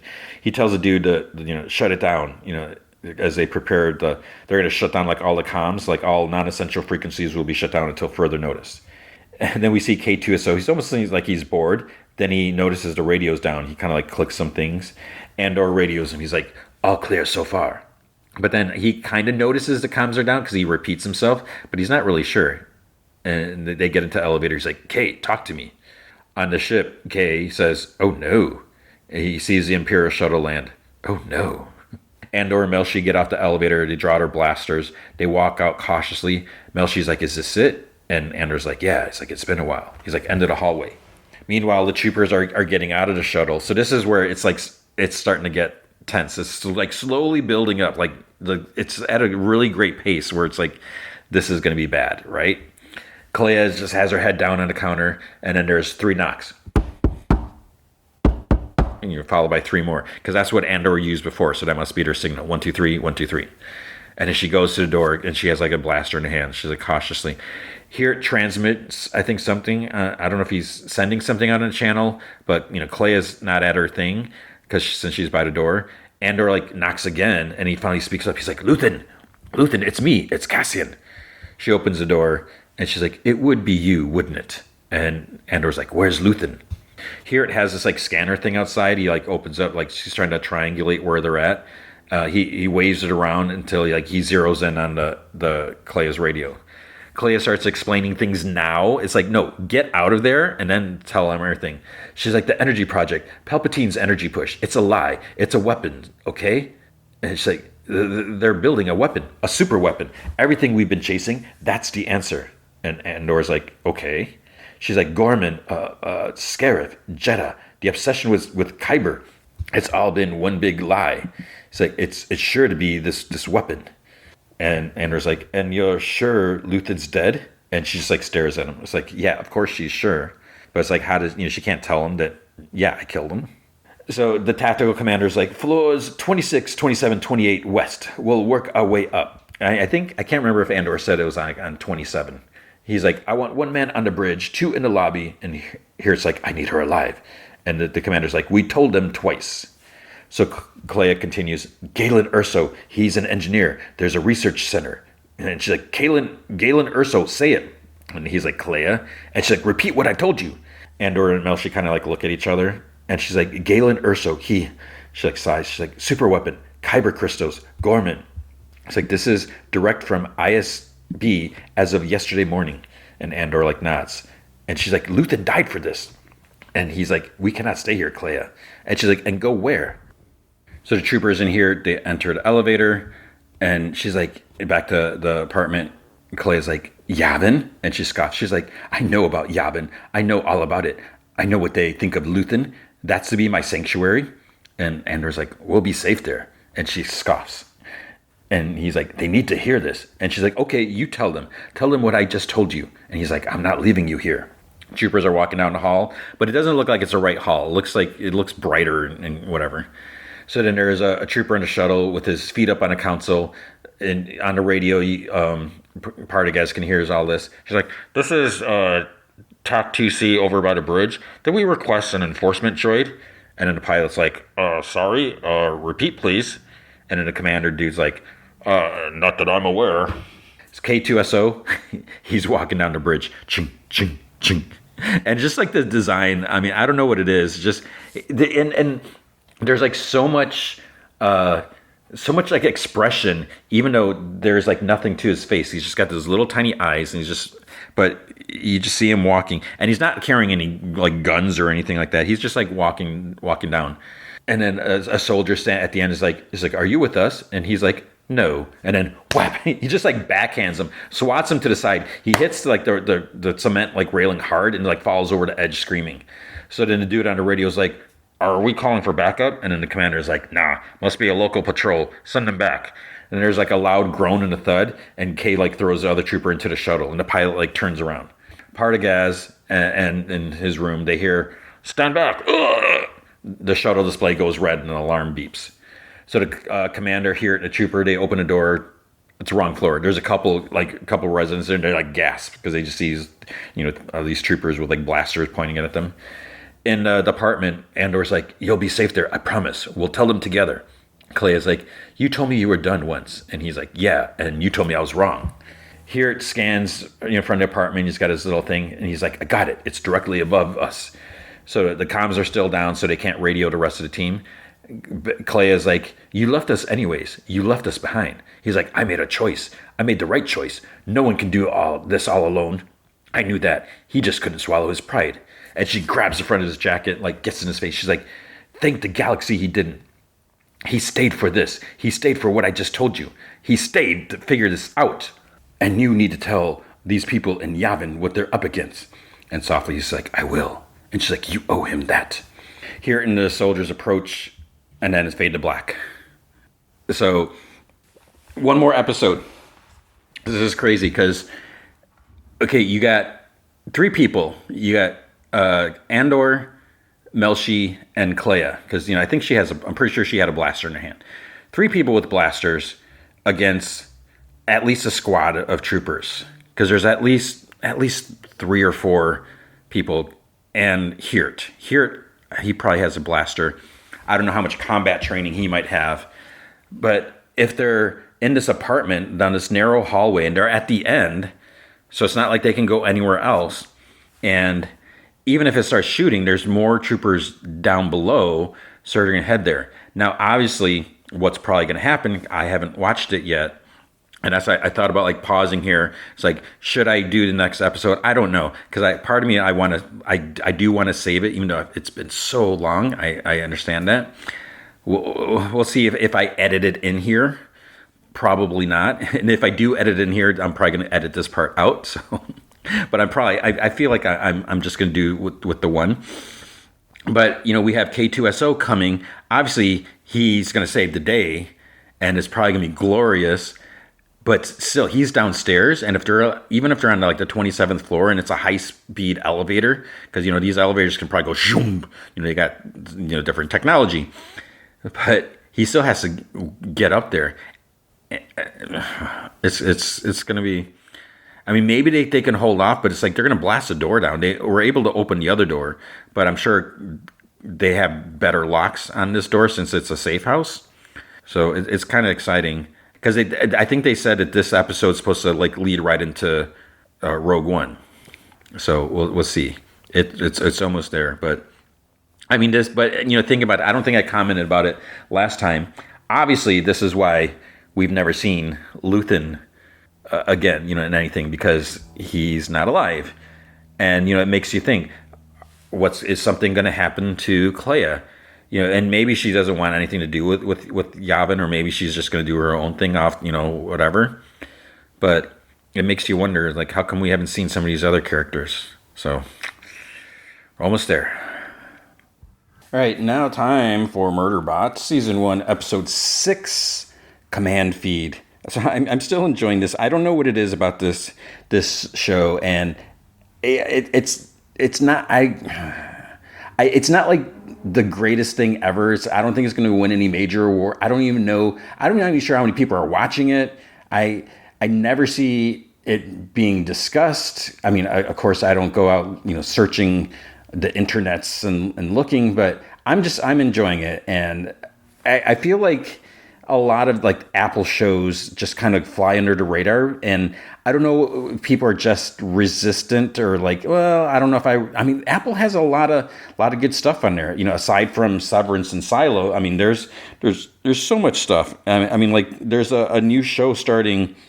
I think it just started maybe past weekend with Taron Egerton and a woman is in it.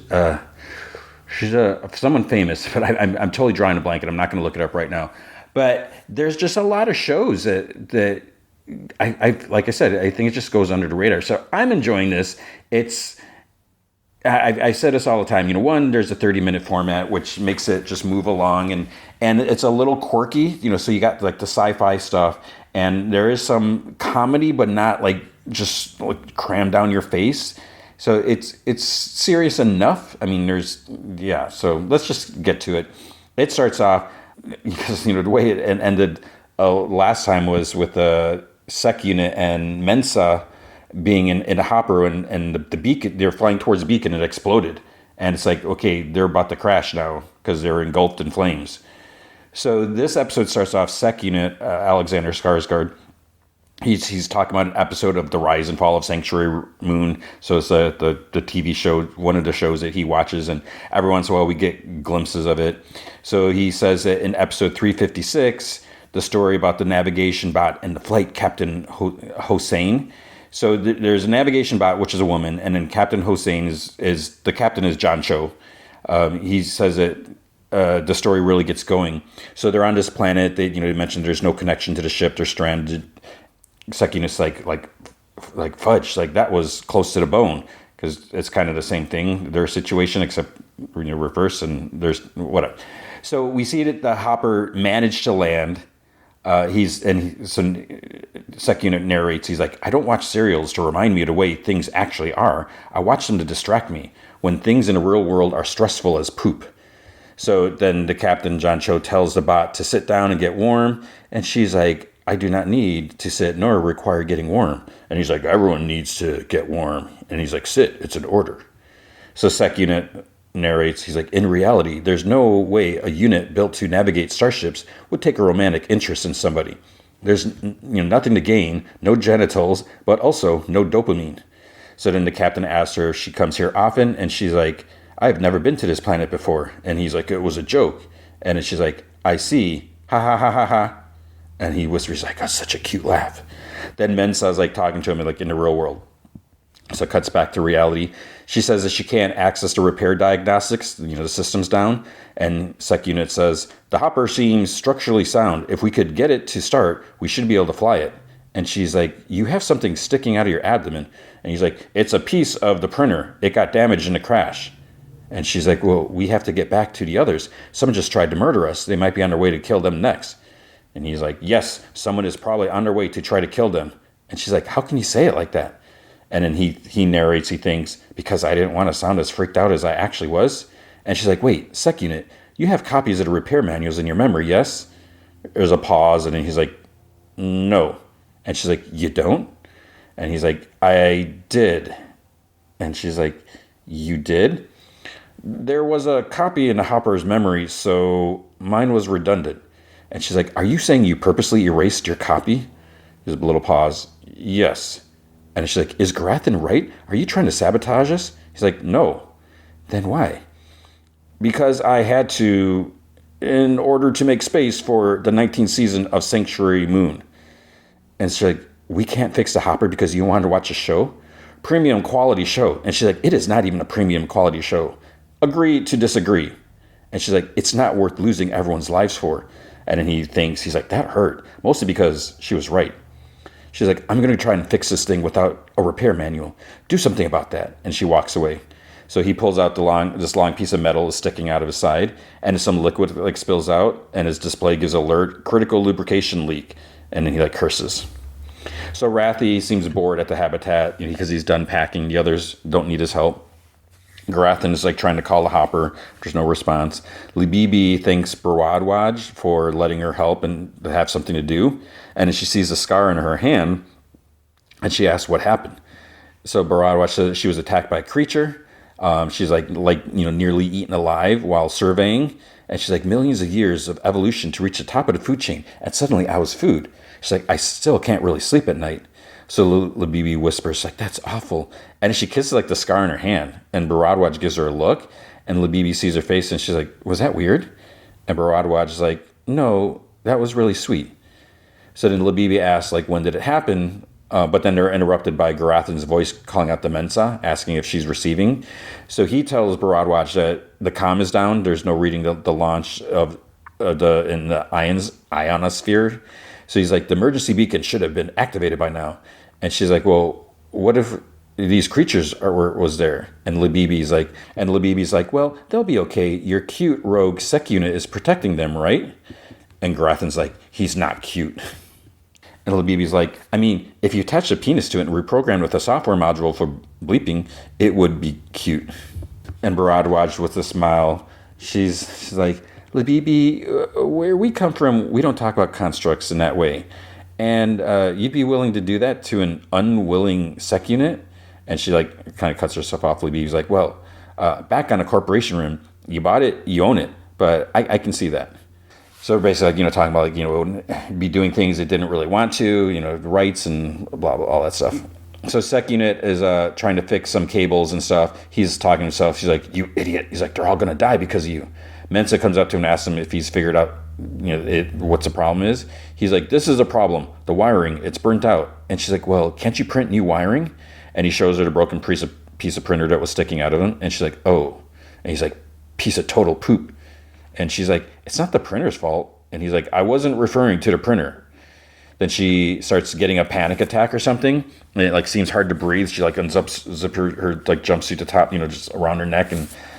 And she's like, so we are stuck here. And his display starts conducting analysis. And she's like, something's wrong. And he's like, yes, there are a lot of things wrong. She's like, no, I mean, I think, he's like, your heartbeat is elevated.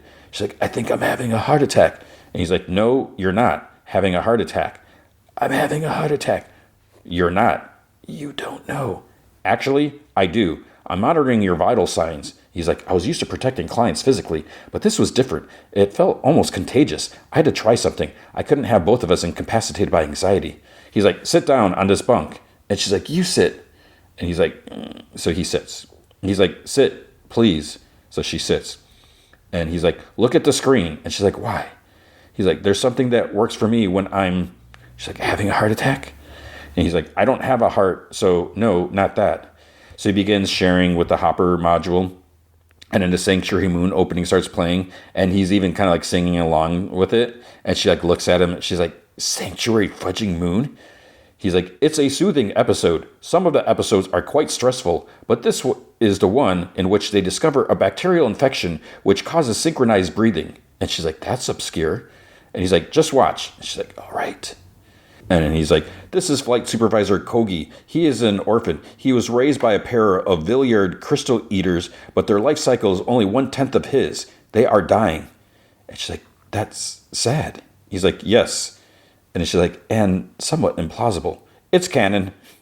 On the screen, someone's like, you can hear someone saying, breathe, breathe, breathe the crystal air.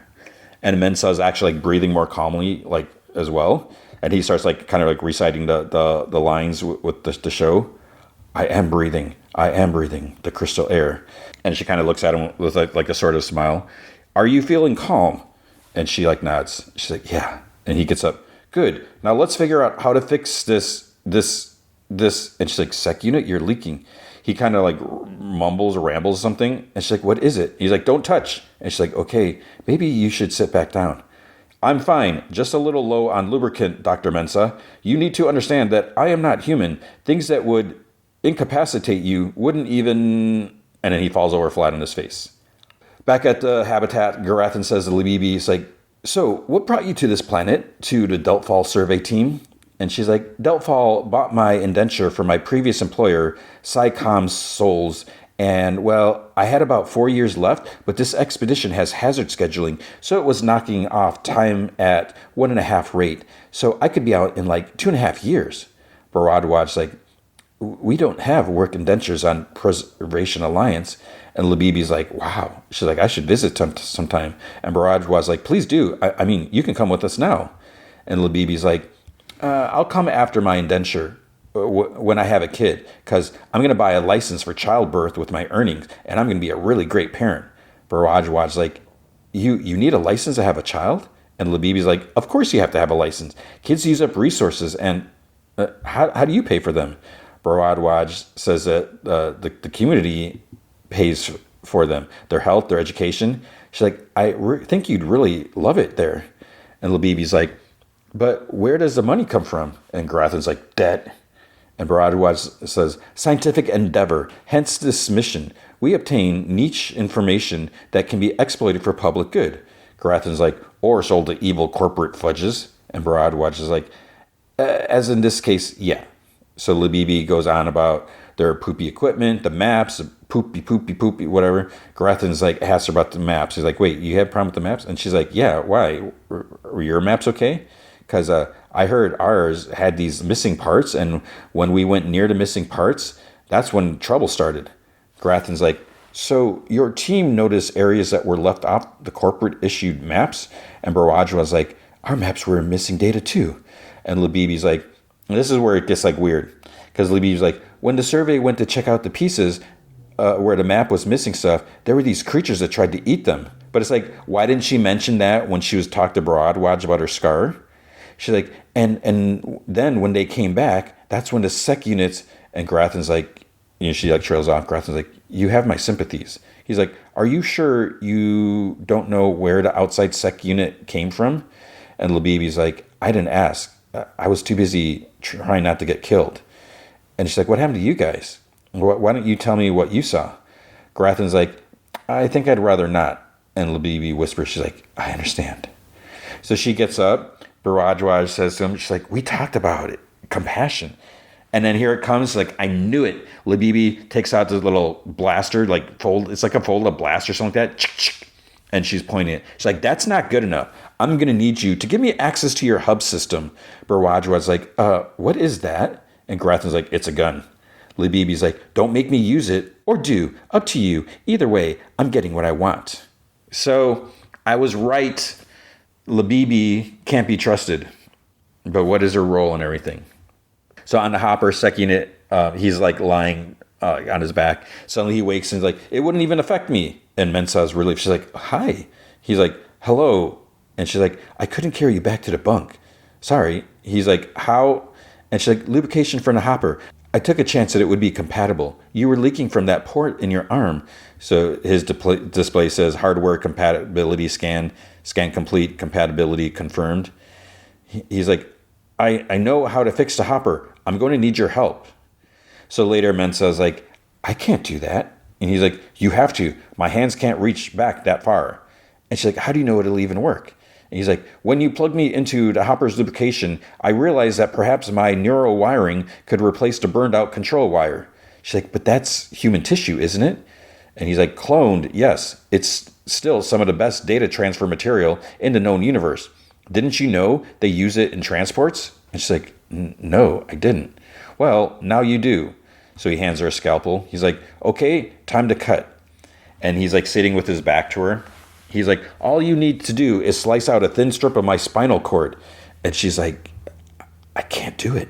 He's like, you can. And she's like, it's not going to hurt. I've turned off my pain sensors. And she's like, all right. So he's like, straight down the middle.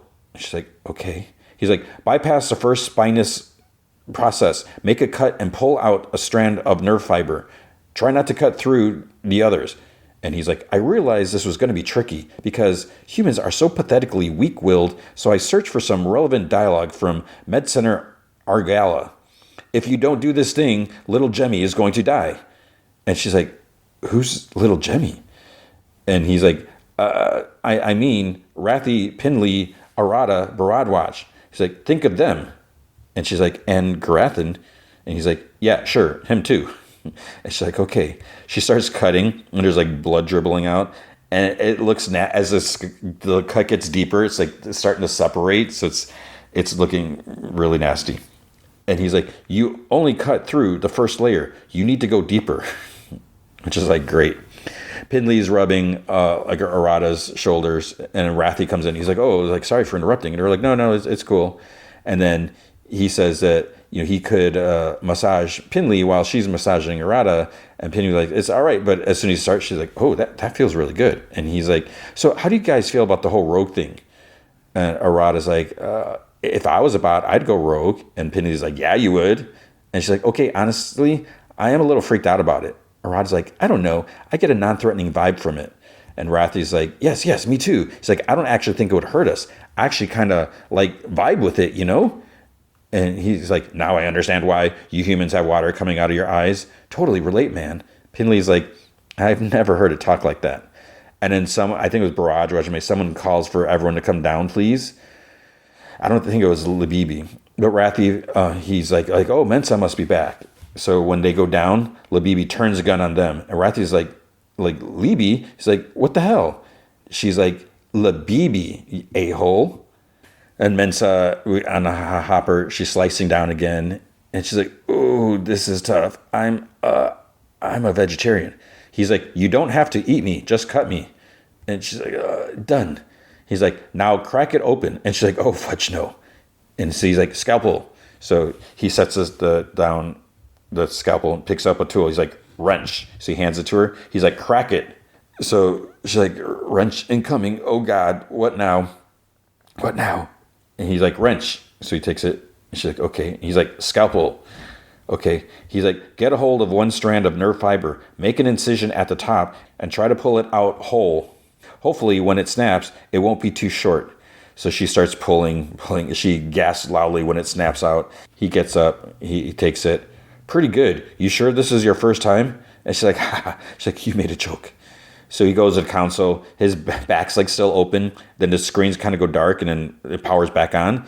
And the display says that the hopper is operational. He's like, good times. And then they lift off. At the habitat, they're all sitting while Labibi's pointing her gun. Arata's like, what's happening? And Labibi says, what's happening is that this walking data port has been stalling, she's talking about Garathan, has been stalling and showing me useless crap. Now he's going to give me all the access to the maps and information you have. Garathan's like, I can't do that. She lowers the blaster and she shoots him in the leg, like right above the knee. I don't think it was at the knee, and he like moans in pain.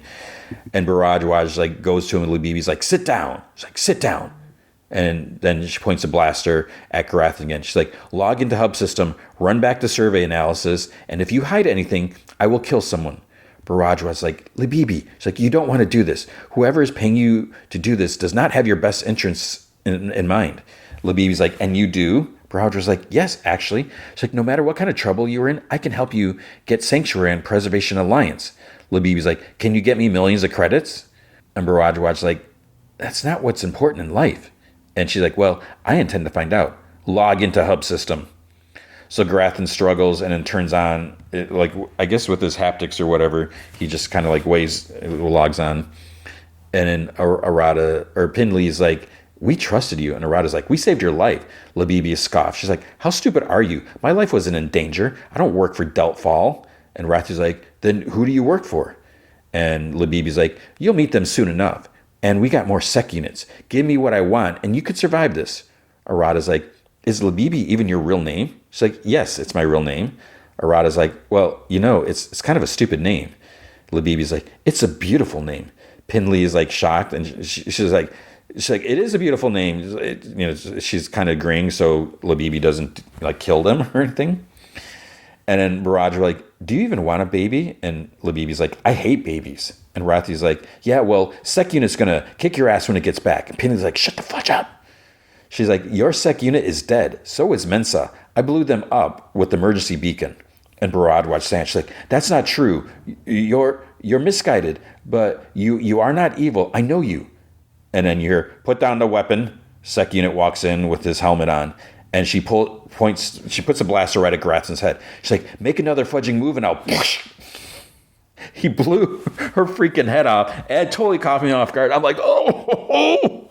I was like, holy crap. I figured that, as soon as he walks in, as soon as you hear him, I mean, it's typical. He's going to shoot her, right? He's probably going to shoot her in her shoulder or something like that. It doesn't matter that she's got the gun at Garathan. He's going to shoot because he's got that precision. But he just like blows her head off. It just big splat of blood like on the wall behind them. So, I knew he wouldn't be concerned about Garathan, but it's like, dang. And they all gasp. Sec Unit's display says, hostile subdued. Garathan screams like a baby. He's like, what the hell? He's like, what the hell? He's like, you could have killed me. And because he's like covered in blood. And Sec Unit's like, there was a chance, yes, but everything turned out fine.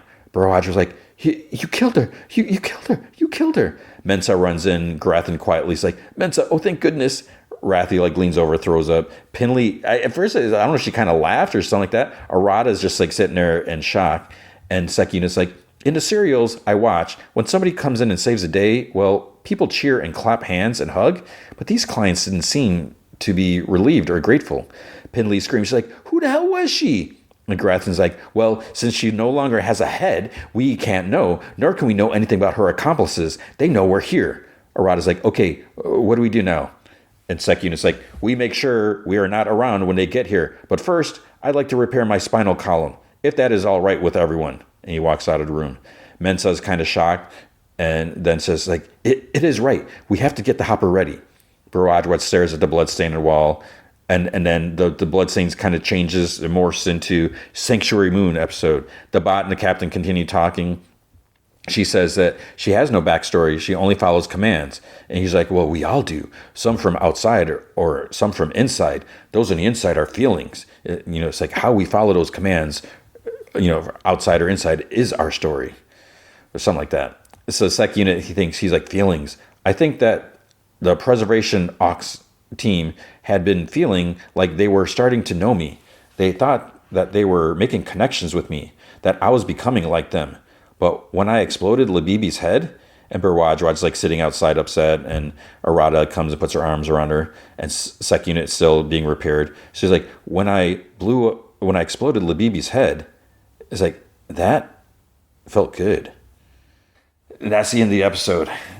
I mean, we have to remember, he did want to call himself Murderbot, and he does have that memory that flashes. He doesn't know what it means. So maybe he's going to turn and kill everyone. Probably not. But that was the episode. So like I said, I mean, I'm enjoying it, and I like that. I mean, the Labibi thing, while I had my suspicions, I didn't think they were going to kill her off like right away. So that was, and that's, again, this is what I like about the show. So, I think like I'm an episode and a half, like a week and a half behind, but I'm enjoying it. I think there's 10 episodes in the season, so we'll have more next week. All right, now time for Ironheart. Disney dropped 3 episodes. And I can't remember if they're dropping 3 episodes this following week as well, or something like that. I saw like someone posting like, oh, they're dropping all 6 episodes in 2 weeks. They're just trying to sweep it under the rug and stuff like that. It's not a great show. There are some problems with it. I don't think it's as horrible as people are going to make it out to be or try to make it out to be. One of the things that's disappointing is I checked, and I only checked on IMDb, but like about 2 hours. So it premiered, that 3 episodes dropped. When was it? Tuesday at 6 p.m. Pacific. So it would be 9 p.m. Eastern, all that. 3 episodes drop all at once. Boom, boom, boom. And what happens when you look on IMDb? So I only checked. I should have checked earlier, but it's like 2 hours in, and there are already ratings for all 3 episodes. It is not possible to have watched all 3 episodes when there was only time to watch 2 episodes. So people are like reviewing it right away.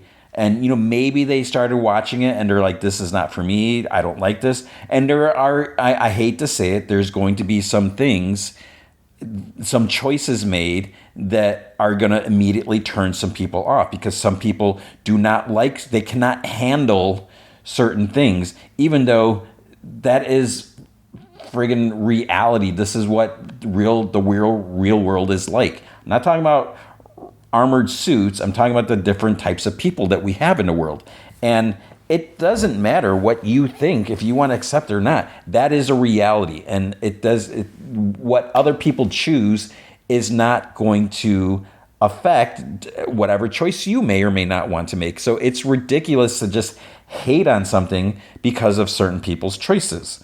So we'll get to that in just a moment.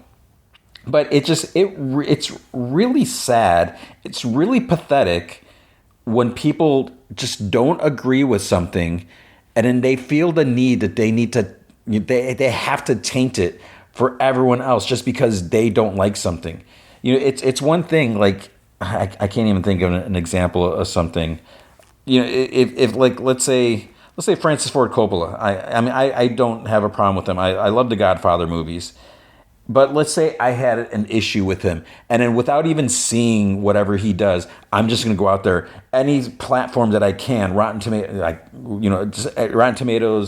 IMDb, whatever places I can do it, I'm just going to leave negative reviews everywhere because I just don't like it so much. I mean, that's just like such a waste of time and energy and focus. I don't get it. And the other interesting things, I don't know if there's like some delay or anything, because I don't really, I don't do reviews anywhere. I don't really do reviews on IMDb especially. But it was just curious that of all these reviews, and I think that at when I looked, there was like maybe 60 reviews. And they were user reviews. They weren't like critic reviews where critics may have had early access to at least the first 3 episodes, if not all of them. But it was just very peculiar that before all the episodes dropped, when there's all these reviews or all these ratings, there was not a single written review. Because the same thing happened with Star Wars Acolyte. People did not like it for certain reasons. At least then, when you look at the reviews, some of them, it's like it was so blatantly obvious that they had not watched the episodes, that they're just putting up these generic negative written reviews. At least they're making an effort there, I guess. But they're putting up these reviews that had nothing to do with the episode. It didn't make any sense. And it's just a sad reality of what the world is. That it does not matter if you don't agree with someone's life choices, and then to just hate on a show because you get a glimpse of someone that is different in your perception. So that is one of the main reasons why I want to talk about the show, because I feel like it should have a voice. Now, as far as like I'm going to totally admit, I don't love the show. Part of me, I'm like, do I want to cover this? The problem with the show, it's not a racial thing, and again, there's going to be people that hate this. People are automatically saying it's too woke, because when you have a predominant, you have a black lead. But I think that there's value, there's importance with that, because we're seeing a different perspective, the different struggles that not everyone can relate to. Even though I am a minority, I can't relate to all of these things. I have witnessed, some elements of racism. I've talked about some things in the past, but I've been pretty lucky with, having a safe, neighborhood where I grew up. My parents worked their butt off. We lived in the suburbs. We didn't have to live in the city and struggle and do all that. But, in the early days, they scraped from, paycheck to paycheck and stuff like that. And then they just made it work. And, I lived a pretty comfortable life, growing up. I was very fortunate. But that's not, not everyone has that opportunity or that luxury.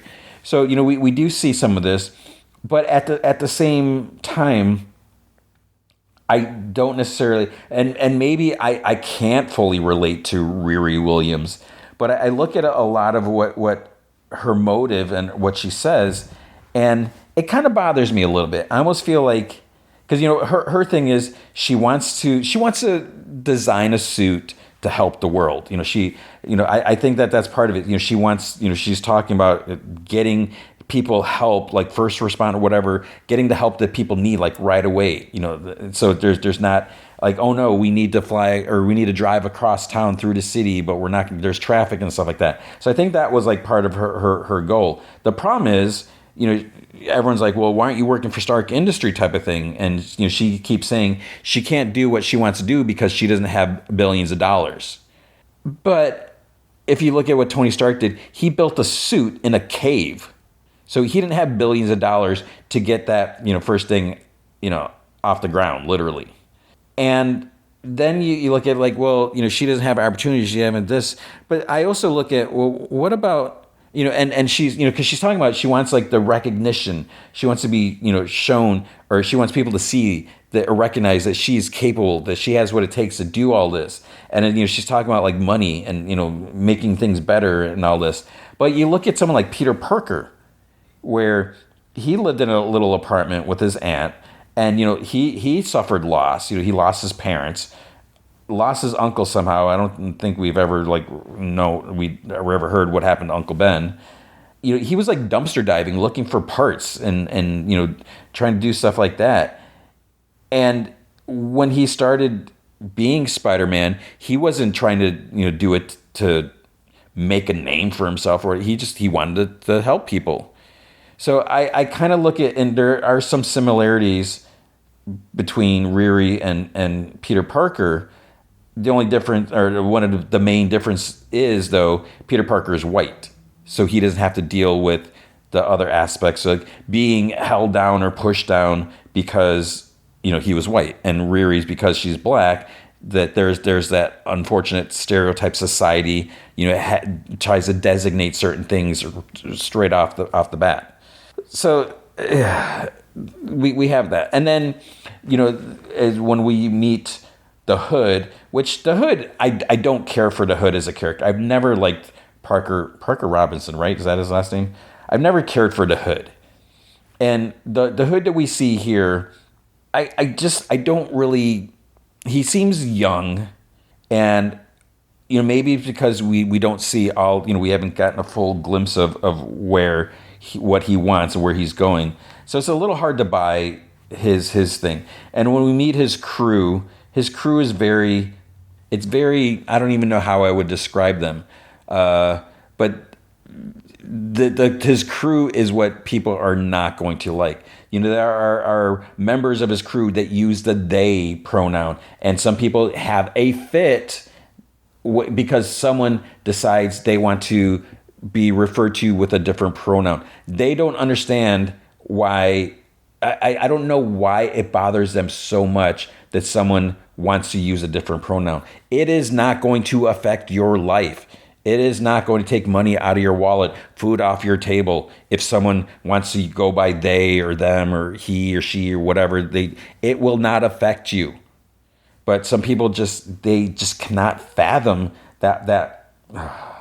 So I think that is a main thing that is affecting the show. People don't like that. The other thing is, it's not the best written thing. A lot of the dialogue and just the interactions just comes across as a little clunky. And I get what they're trying. I applaud what they're trying to do, trying to establish that this is a reality, but it's just not the best execution. With that, people are not gonna they're not gonna give the show a chance, which is unfortunate, because we have no more Tony Stark in the Marvel cinematic universe. But at the same time, I mean, when Riri first came out in the comics, I thought that this is cool, this is awesome, this is great. But there has been times where the way she's written, it's like, I don't like this character. There is nothing that makes me want to root for her. There's just like such attitude. And yeah, you can have an attitude because of what life throws at you.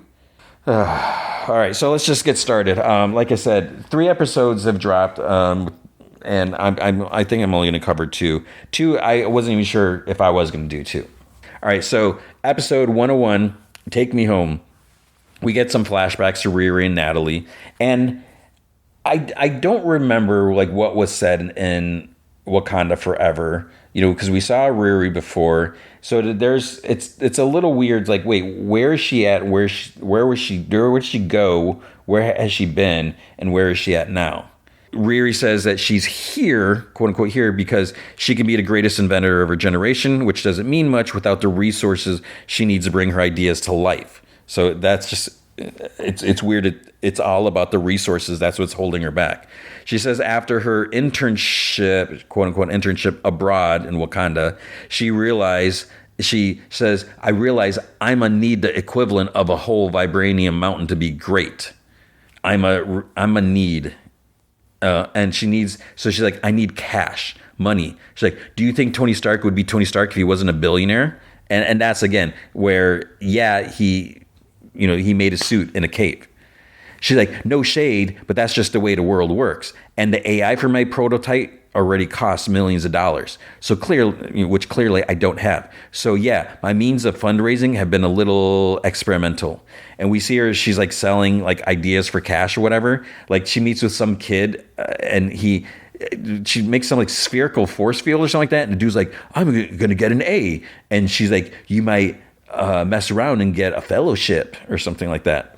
So she says that her methods go beyond rules and red tape because she wants to continue Ms. Stark's legacy and revolutionize safety. So she's like, my suits would shorten the response time of first responders, firefighters, search and rescue teams, etc. She's like, working on this level, innovation does not come without risks. So she like plugs in the cable like in this big lab workshop or whatever. It like sparks, and then there's like sparks behind her and like overhead. And there's this old white dude, like her teacher or something like that. He's like, It's like, she did something. Everybody out, move. It's like nerdy white guy. And then next we see her sitting in the office, and like the dude has his arm in a sling, standing behind her, and she's talking to the dean. With all that considered, I thought maybe you could convince the board to extend my grant just one more year. If I could just get my idea off the ground, help would never be too late. This could change the world. So the dean's like, and the dean is a black woman, so maybe she can understand or can relate, whatever. So she says that she understands why the project is a passion of hers, but she's been here for over 4 years and with as many disciplinary hearing on record, but there's still no true articulation towards a degree.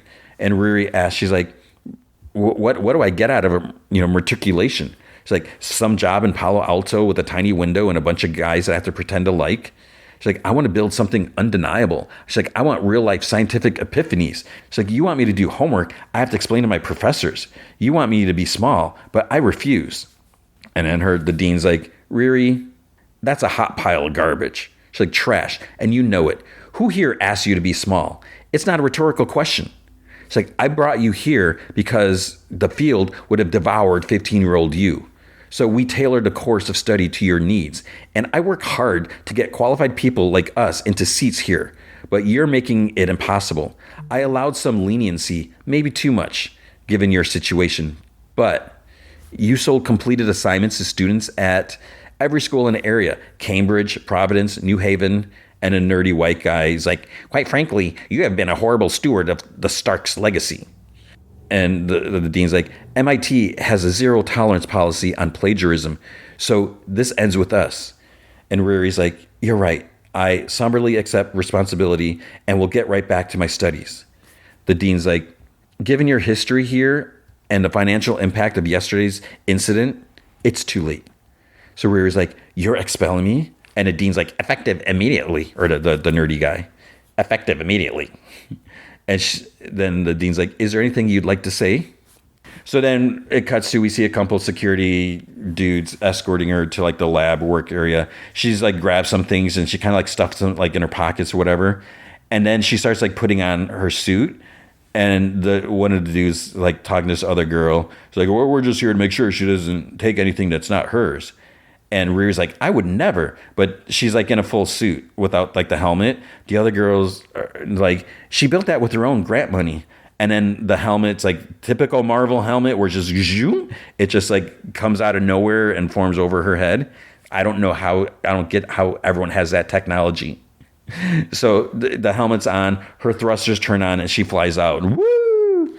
And she calls out to Trevor, TRVOR, which is MIT's teaching robot and virtual operations resource, and her very own AI assistant. And it's like in the form of like a talking pencil. So she wants it to enter, or it wants it to enter her student ID to proceed. She's like, don't you recognize my voice? But it won't do anything. So she gives it her ID and she tells it to set a course for Chicago. Which is like, it's like the AI didn't know what Chicago. It's like talking about a band named Chicago. And she's like, no, Chicago, Illinois, whatever. So then in Chicago, in some townhouses, we see a dude with like a switchblade in the van. He's like really cool. He radios some other guys, asks if they're in position. So one guy is hacking an alarm system. This is where we see the very eclectic, group of thugs. So there's a couple of them are inside. There's a secret dorm. This alarm goes off. But then, of course, the kids can fight because they got all these moves when like some security guards start popping out out of nowhere, and they all work for the Hood. So when they return to the base, the one guy talks to the Hood about the hacker dude Stewart who messed up, and the Hood says, he was like, "Well, fire him, but find a replacement first." And the other guy says, like, how are we going to find someone in the next couple of days? And then Riri flies by in her suit, and they're like, huh. So then in the suit, Riri tells the AI to text Xavier and tell him to meet her at her mom's. Then she asks Trevor to give her some more oxygen, some more air. But Trevor starts glitching, and then the screen says, student expelled, so she lost access to the AI. Somehow, that caused a faceplate on her helmet to fly off. And there's this dude preaching about, Tony Stark, there is no Tony Stark anymore, and, blah, blah, blah. He's not going to save us anymore. And then, like, the faceplate, like, falls, like, at his feet or something like that. So her suit's is like, not working, and she tries, switching to manual control, and it starts, like, falling apart, and then she, like, smashes into the street, which is, like, I guess the AI is, like, somehow keeping it all together. I don't understand how that works. It was kind of clever the way, she smashed into the street, and like in the pavement, it like spells out Ironheart while she's like laying there or something like that. Then she's like walking down the sidewalk, and she's carrying parts of her suit. She's wearing some of it, like the top part, and sort of like the helmet. There's no faceplate. She's carrying but she's clearly not carrying. She must have lost a lot of parts or whatever. So she's walking down the sidewalk. People are sassing her. They're calling her like, "Oh, hey, Iron Girl," and they're like, "Dang!" She's like, "Was that you who just crashed now?" And there's little kid Landon. He offers to carry her stuff because in his wagon, and he's like, not trying to be mean. It just, you look like a hot mess. And then so they're like walking and talking like that, and then they get to her place, and then he like tries charging her $20, and whatever, because the kid's very business savvy. But again, she seems to be missing a lot of parts. Before she goes inside her place, she can hear her mom talking about her with like some other women in there, and they're saying how she's kind of a mess, and she didn't get to say goodbye to Natalie or her. At first, I thought she said her stepdad, but I can't. It might be her actual dad. I don't know. Because then later it just says her dad. I don't remember if it was her stepdad or dad. She goes in. She says hi to mom and the ladies, whatever. Xavier also walks in. She says that he knows he just got there, but she free tomorrow. But Riri's like, well, how about right now? So they like escape from all the women, whatever. So, and they're like walking along Lake Michigan, whatever. And, she says she wants to build a better suit to prove that she's better than the others or something like that. So again, she's got like all this to prove, and she's not trying. She wants to do the safety thing for first responders and help them, but it almost sounds like she's not just doing it to save the world. She wants to do it to show the world that she can. Which again, I feel like there's a big difference there between like your traditional hero and that. And I get why she needs that recognition, but whatever. And then as I think they're driving in a car. He's driving around. There's this big mural of her dad and Natalie, which is weird that it's still there like all these years later, and no one's like covered it up. So he drops her off, and then one of the thugs crew, I think the guy's name is John. He's like walking his dog, and he sees her, which is like. I mean, I guess everyone knows who she is. He just happens to be like outside her mom's place. So Riri and Xavier the next day, they go to this like parts store. She still needs to figure out her AI. And then she goes to the owner who like he knows her from when she was like 9, trying to haggle parts, for whatever it's like that. But the guy has like a strict like payment, like he pay in full policy, whatever. So but she's going to try to haggle with him. She's like, I just wanted to know if you could handle, or it's like that. Then the dude, John, the thug crew guy comes in. He's like, she wants to know if you can handle big bills or something like that. And so he like basically pays for the stuff. She talks to him like outside, And, he knows because he had mentioned about her in the papers and all this stuff, whatever. And he says that, she should be working at Stark Industries. Everyone keeps saying that. Then he tells her that she should meet the guy that he's working for tomorrow. And he gives her a card for Desperitos Pizza. And he's like, just, bright and early, because she's like, what time? So she goes to the pizza place. The sign on the door says it's closed, but the door is unlocked. So she goes in there, no one's inside. The dude had told her to take the elevator in the kitchen to the second floor or whatever. So there's this big freight elevator. She goes in. There's kind of like a bundle. There's like a tarp or little tarp or something in the corner. Elevator starts up and then it stops. And there's a camera watching her. And she bangs on the panel. She's like, hey, whatever. But when she hits the panel, it falls off. And there's a timer in there that's going to start running backwards. And then like the bundle under tarp or whatever, it starts smoking. So she covers her mouth and she pulls off the tarp, and there's like some tech stuff there, and there's like a black package with a red bow and her name on it and a smiley face. So according to the closed caption, the hood starts talking over the speakers. Welcome, Riri. In less than 3 minutes, the air in the elevator will no longer be breathable. And she's like, what is this? And he's like, your interview. You'll suffocate and die unless. She's like, She's like, hello, this is illegal. And he's like, you break into the device on the floor and you'll find a gas mask or something like that. He's like, good luck. So the thug crew, they're like watching like on a monitor. Riri looks at the timer, and there's like duct tape in the box or something like that. But then she wraps like her arm with a tarp. She smashes a glass on a sign, like safety license or whatever stuff from the elevator. And they're like, whoa. She takes this big piece of shard and she starts like working to splice the wires, whatever, instead of trying to make a gas mask or whatever that they wanted her to do. So she like cuts 2 wires and she like sparks them together, gets the elevator moves a little bit. And then she pries off like a bar railing on the side. She kind of uses a lever to like lift up the bottom of the door, and then she's able to get her hands in there and then lift it up and get the door open. So then Stu, whatever, the guy that she's supposed to replace, he's like, oh, that's exactly what I would have done. The hood does like slow clap. He's like, I heard Riri Williams was a genius, but I said to myself, Parker, you got to meet this kid up close. And she's like, what makes you think that you could just trap me? He's like, please, it wasn't personal. And she's like, why would you do that? He's like, doesn't matter why I did what I did. What matters is what you did. You beat Stewart's time. And she's like, who's Stewart? And he's like, present. He raises his hand. And I think she recognizes his name from somewhere like whatever, Discord or I don't know. Maybe he has a record. I don't know. And she's like, where am I? And she's like, you know what? I don't even care. So the hood's like, Riri, I see you. I see you fed up with mediocre folks taking your spot. Mediocre institutions rejecting your genius. It's like, soon enough, you're going to get tired of making yourself so small to fit inside those awkward boxes they put you in. And she's like, when you get to that point, when you're ready for the respect and the money you deserve, come work for me. And she's like, nah. So she tells a guy that she talked to, John, whatever, at the parser, she's like, I'm out. She goes to his door, she like pulls it, it's like locked. And Parker's like, that's a closet. And she's like, I'm not getting back on that elevator. He's like, let me show you another way. So then he takes out this box from like a cabinet, and he's like, so what's it going to cost to get you to change your mind?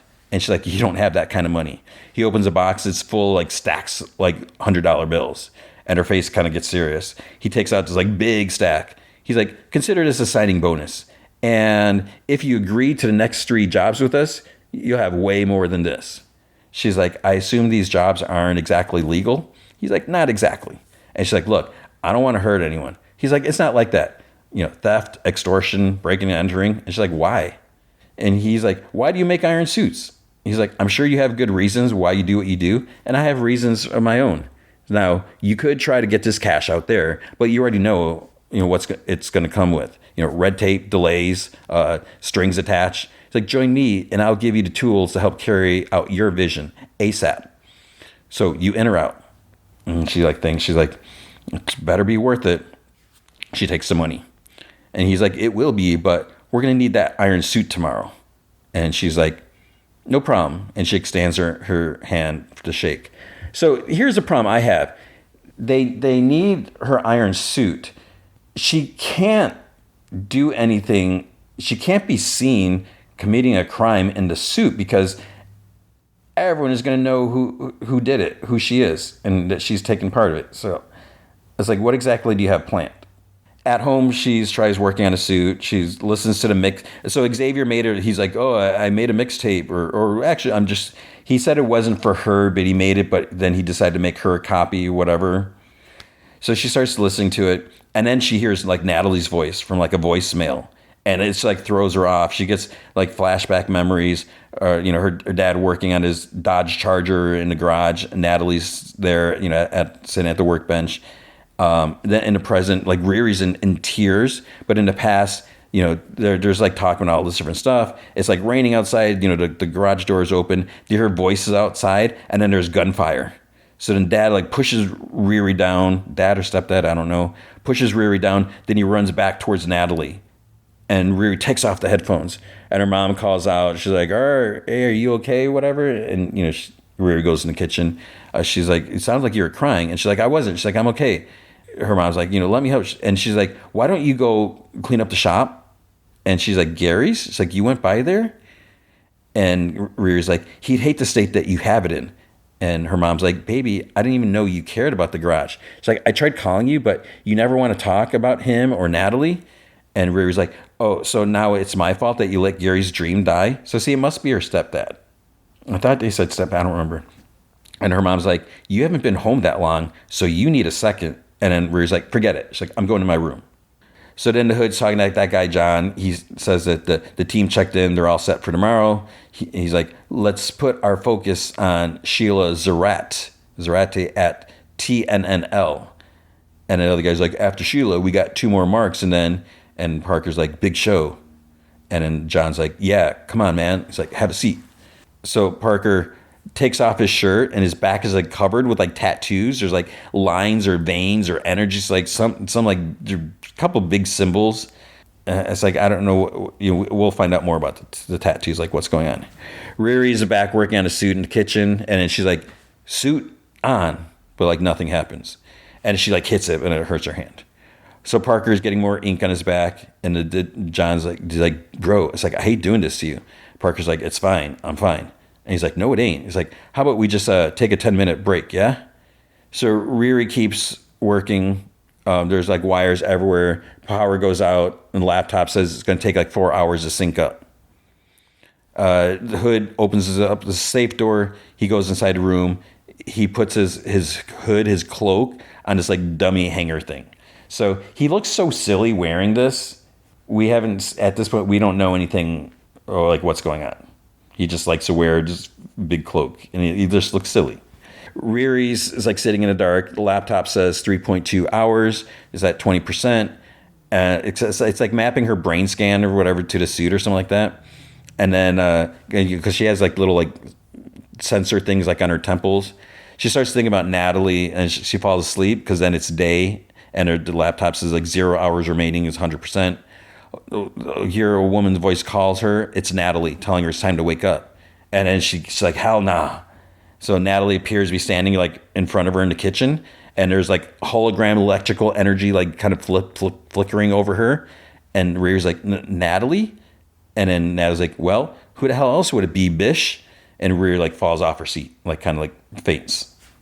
That's the end of the first episode. So, nothing. It's like, okay, whatever. So the second episode, 102, will the real Natalie please stand up? Please stand up. So let's just get into it. Riri gets up. She's like, "Nah." She's like, "You're not real." And Natalie's like, "If I wasn't real, could I do this?" So she tries like swiping stuff at the counter, but her hands goes right through it, and she's kind of surprised by this. Then her mom calls, and Riri's like, she's like, "I can't let mom, see you, whatever." And Natalie's like, "Well, where do you want me to go?" So Riri like starts dragging the suit into her room, and closes the door. And she's like, her mom's like, "Did you slam that door?" And she's like, "Sorry." But inside a room, Riri's like, "Okay, who are you?" And the hologram thing, it looks just like her. It looks like someone's really standing there. Every once in a while, there's like energy, like whatever, flickers. She's like, I'm Natalie, just shaped by light beams projecting from that broken chest plate. So, and Riri's like, I'm not calling you that. And then Natalie's like, okay, you could call me near autonomous technical assistant and laboratory intelligence entity instead. But Natalie just kind of rolls off the tongue a little better. And Riri's like, fine. It's like, call yourself whatever you want. It's not like you'll be here much longer. Run diagnostics. Natalie's like, wait, what? What do you mean? It's like, I just got here. Riri's like, I need to figure out what went wrong so I can erase you, start over, and hopefully forget that this weird glitch ever happened. And she's like, whoa, you calling me a glitch? And Riri's like, run diagnostics. And Natalie's like, okay, you're going to threaten my life and then ask for a favor? And Riri's like, favor? She's like, girl, that was an order. And she's like, oh. And then Riri's like, which, as an AI, you're designed to obey. Run diagnostics now. And Natalie's like, see, I just don't understand why you want to erase me when I'm literally perfection. And Riri's like, no, you are a mistake. And Natalie's like, how? Riri's like, my goal was to recreate a very sophisticated Wakandan AI called Griot. And Natalie like rolls her eyes and mimics like sophisticated. And Riri's like, but somehow I'm looking at a hologram of my dead best friend instead. And Natalie's like, yeah, that's only weird if you make it weird. And Riri gets a text from Parker, team meeting at 11:30, bring bagels. Then her mom starts like knocking the door saying, it's been more than a minute. It's like, what are you doing? And Natalie's like, asked if she's like, oh, is that your mom? She's like, can I talk to her? And she's like, no. She's like, that's a diamond hard no. And she opens the door, like not all the way. And she's like, what's up? And her mom's like, you got a boy in there? She's like, no. And she's like, a girl? She's like, it's just me by myself. And she says that, she's just working on something. Mom says, she talks blah, blah, blah. But she says, it's great to see her in her room again. Inside a room, Riri tells Natalie that she has to go to work. She's like, stay in here and don't say anything. And Natalie's not happy. And then she's like, whatever you say, Master Riri. So Riri pauses like outside the door because she's trying to take this in because it's hard for her. Then she goes in the kitchen. She's surprised to see Xavier's there, grabbing some OJ out of the fridge. And, he wants to go to some Saba thing tonight unless she has plans. And she's like, oh, no, we could do that. She's like, text me to Addie. And then because she's got to go. But it's like, I don't think she's going to be able to make it. We'll see. So the team's watching a video about this proposed new traffic thing called TNNL. It's supposed to be tunnel. They show like, cars, they go to a spot, they get like elevated down to this tunnel and then they're taking wherever. So it's supposed to be shorter and safer commute. So Sheila, which is their target, she's the CEO. Riri walks into pizza place. That guy, John, he's like, oh, look who finally decided to join us. She just grabs a chair. She's like, she apologized for being late. She's like, I brought the bagels. And Parker's like, are those gluten-free? And everyone in the room like laughs. It's like, it wasn't that funny. It is. I mean, it's kind of funny, but it doesn't come across as funny. Come across as too forced or what, I don't know. So Parker goes over everyone's roles. Like it's and this is like for Riri's benefit and our benefit because he basically introduces everyone, which is kind of silly. So he talks about Slug. Slug's a hacker from Madripoor, and he's like says some stuff or whatever. And then Slug, they say, I don't want to toot my own horn or anything, but I'm kind of Madripoor's most wanted. Toot toot. But yeah, so it's like, okay, you're the most wanted, but you're going around with bright green hair, heavy makeup that like really stands out, and like these really like big nails. It's like, okay, if you're so wanted, you should be like trying to be low key. So and especially like in that neighborhood, where it's like you're gonna stand out. Okay. So Parker continues, introduces the blood siblings, Roz and Jerry. So Jerry, if you saw, because I just watched it recently, I talked about it, that Talk to Me, that Australian movie. So Jerry was one of the people that owned the hand. So you may have seen them in that movie. So Parker says that they're down on their luck. Athletes banned from every league for unsportsmanlike conduct. I don't know what they're banned from. He's like, we found them making money off back alley fights outside a dive bar. So then next is clowns, like our pyrotechnics specialist is this woman. And then finally, she's like, that leaves my cousin, John, HR, recruiter, getaway driver. And John says that he's also skilled, and he says something, I don't know if it was Spanish, I don't remember. And then clown mimics him. She's like, hi, I'm John. My parents didn't say I love you, so now I play with knives. And they all laugh. It's like it wasn't even that funny. And John's like, oh, yeah, that's kind of, that was funny. Parker says Riri is replacing Stewart as their mechanic and tech specialist. John tells her that, tonight Sheila's going to be doing a big demo run at Tunnel, and they're going to be interrupting that practice run by breaking in the system in a way that only this crew can fix. Riri asks Clown if they're robbing the Sheila Zarat, and Clown's like, you mean Sheila, I don't care if my tunnel destroys entire communities if it makes me rich, Zarat?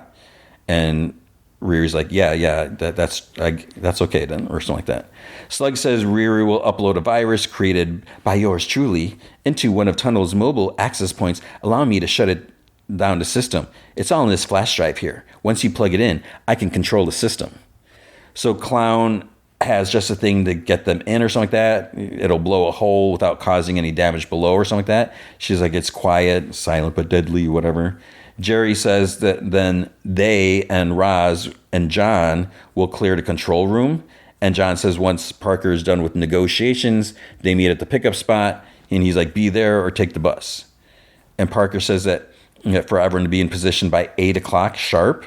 So again, is Riri going to be able to meet up with Xavier? Because they didn't ever set a time. Riri raised her hand. She's like, so when do we get paid? Is it like cash only or under the table type situation or like direct deposit? And then everyone laughs again. And Slug's like, that's actually a good question. And Parker's like, how about we stay focused on the job? And she's like, and that suit better be ready. We're going to need it for tonight. Like, need it for what? It's like, why? It's like, again, won't that be obvious? So Riri's like, it's at home charging, but I got you, don't worry. And it's like, she doesn't even have an AI system figured out. And she says it's going to be ready. So Riri goes back home. She's working on a suit, the laptop. Natalie appears behind her and like scares her. And she's like, don't sneak up on me. And then she tries calling Stewart, but it goes straight to the voicemail. And Natalie's like, that's probably because you stole his job. And she's like, if only you had a valiant AI who'd brave the corners of the dark web to find everything you need. Riri like sighs. She's like, you already did that, didn't you? And she's like, I mean, maybe. So Riri scoffs. She's like, just like the real Natalie. And then she's like, just show me what you found. So she shows her like a list of black market shoppers in Illinois. Closest address is registered to a Joe McGillicuddy. And Riri's like, that sounds fake. And Natalie's like, yeah, I know, right? She's like, they might have what you need. Recent transactions include a bunch of experimental enhancements, microchips, prosthetics, electronic control systems. And Riri's like, okay, I'll pay our friend Joe a little visit. What's the address? And she's like, yes, okay. Besties breaking the rules. It's like, oh my God. Remember when we used to sing '03 Bonnie and Clyde in your dad's car? You were always Jay-Z and I was Beyonce. And Riri's like, how do you know that? And Natalie's like, what? You mean '03 Bonnie and Clyde? It's a classic. And Riri's like, no, how do you remember something that you... never mind. It doesn't matter. You're not coming. And Natalie's like, again? But I'm in your chest plate. And Riri's like, not if I tether you to my laptop. So then she zaps from sitting on Riri's bed to like the small window on her laptop screen. And Natalie's like, wow, the betrayal. And Riri's like, what? It has games. And then Natalie sighs. She's like, well, good luck dragging your suit all the way to Evanston. It's like, you're a strong, independent woman, but you ain't that strong.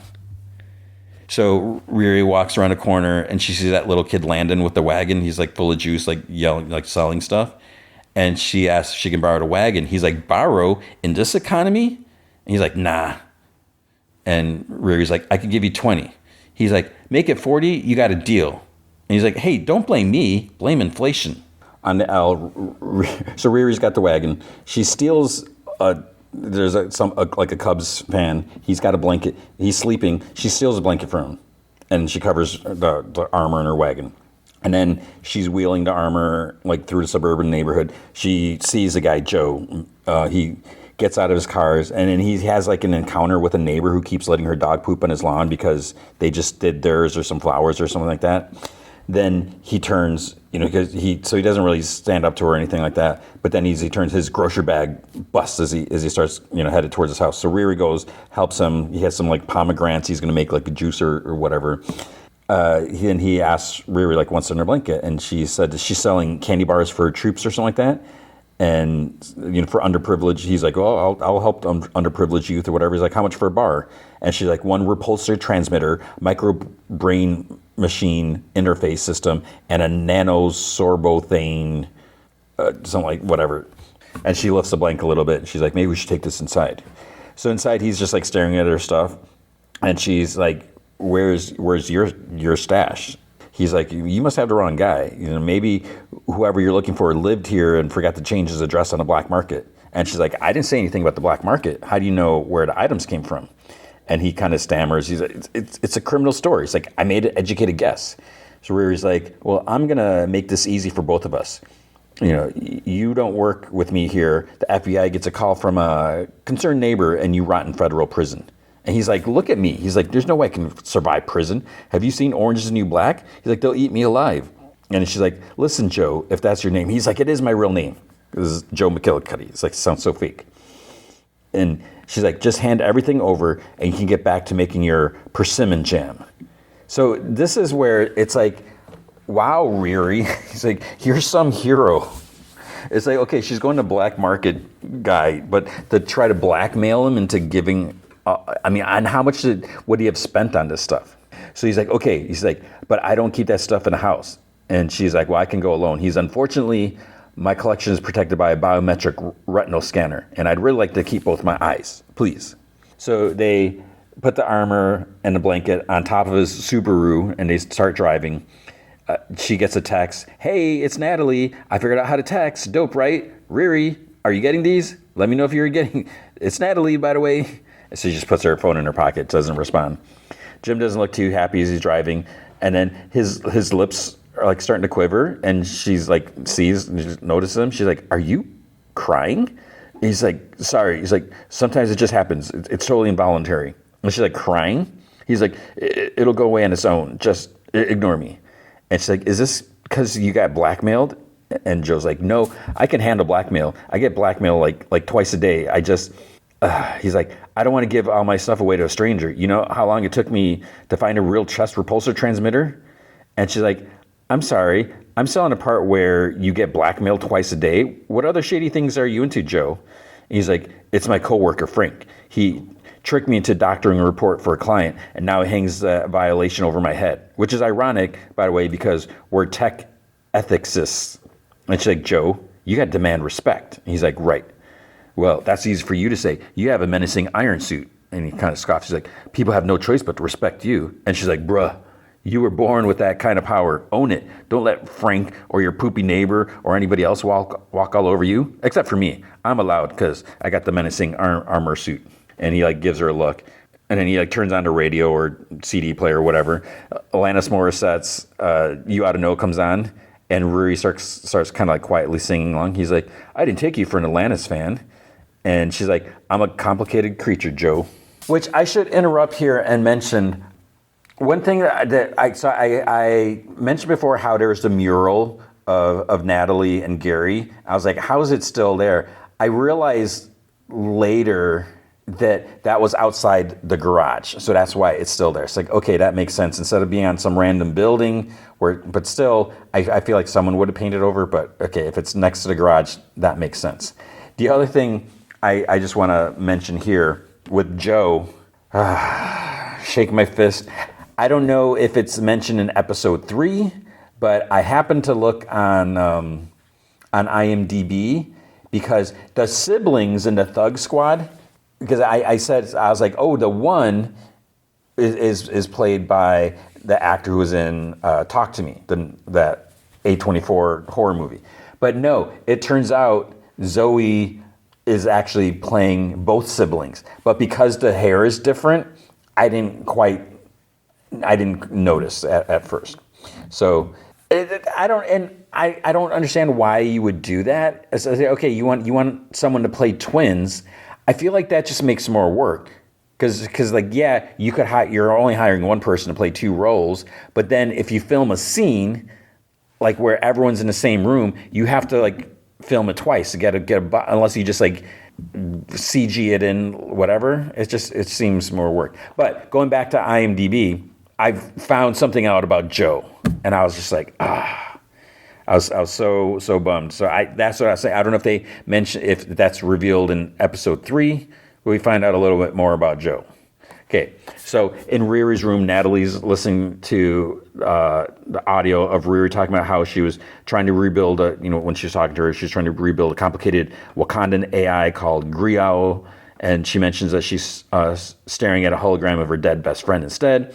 Then Natalie, she looks on a computer. She finds her. She's got to have photos around here somewhere. So she finds the photos. She looks at some. She's like, "Okay, I'm coming for you, bestie."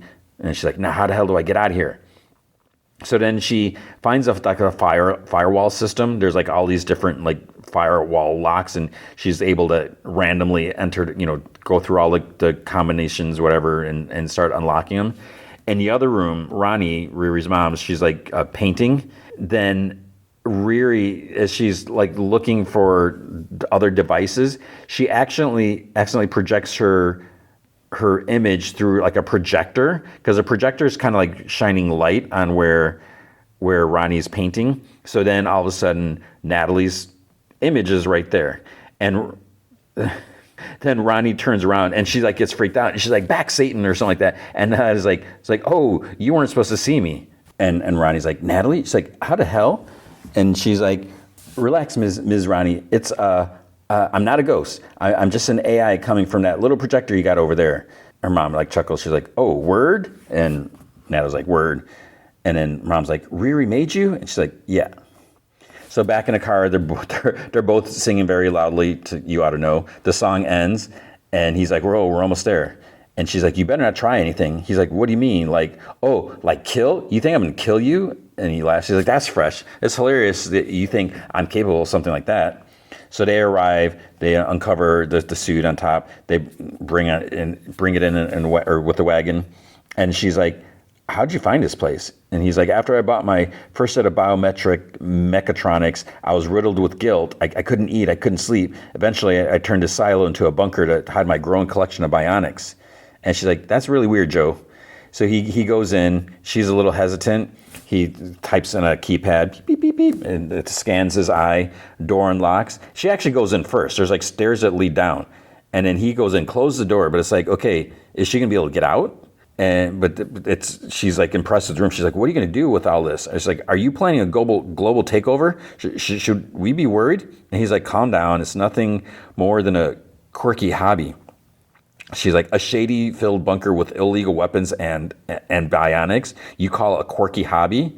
He scoffs. He's like, "Shady bunker?" She's like, "My bunker's not shady. It's wholesome." He's like, "Would a shady bunker have that on the wall?" And there's a neon sign that's a live, laugh, love or whatever. And she's like, "It's literally above a crate of self-guided missile." He's like, "I'm returning those." And she pulls out a shelf, like it's like kind of like on a drawer or whatever, pulls out, and there's like all this stuff, and she's impressed. And she's like, "What's the real reason? Why do you need all this?" He's like, "I know it's unconventional, I guess."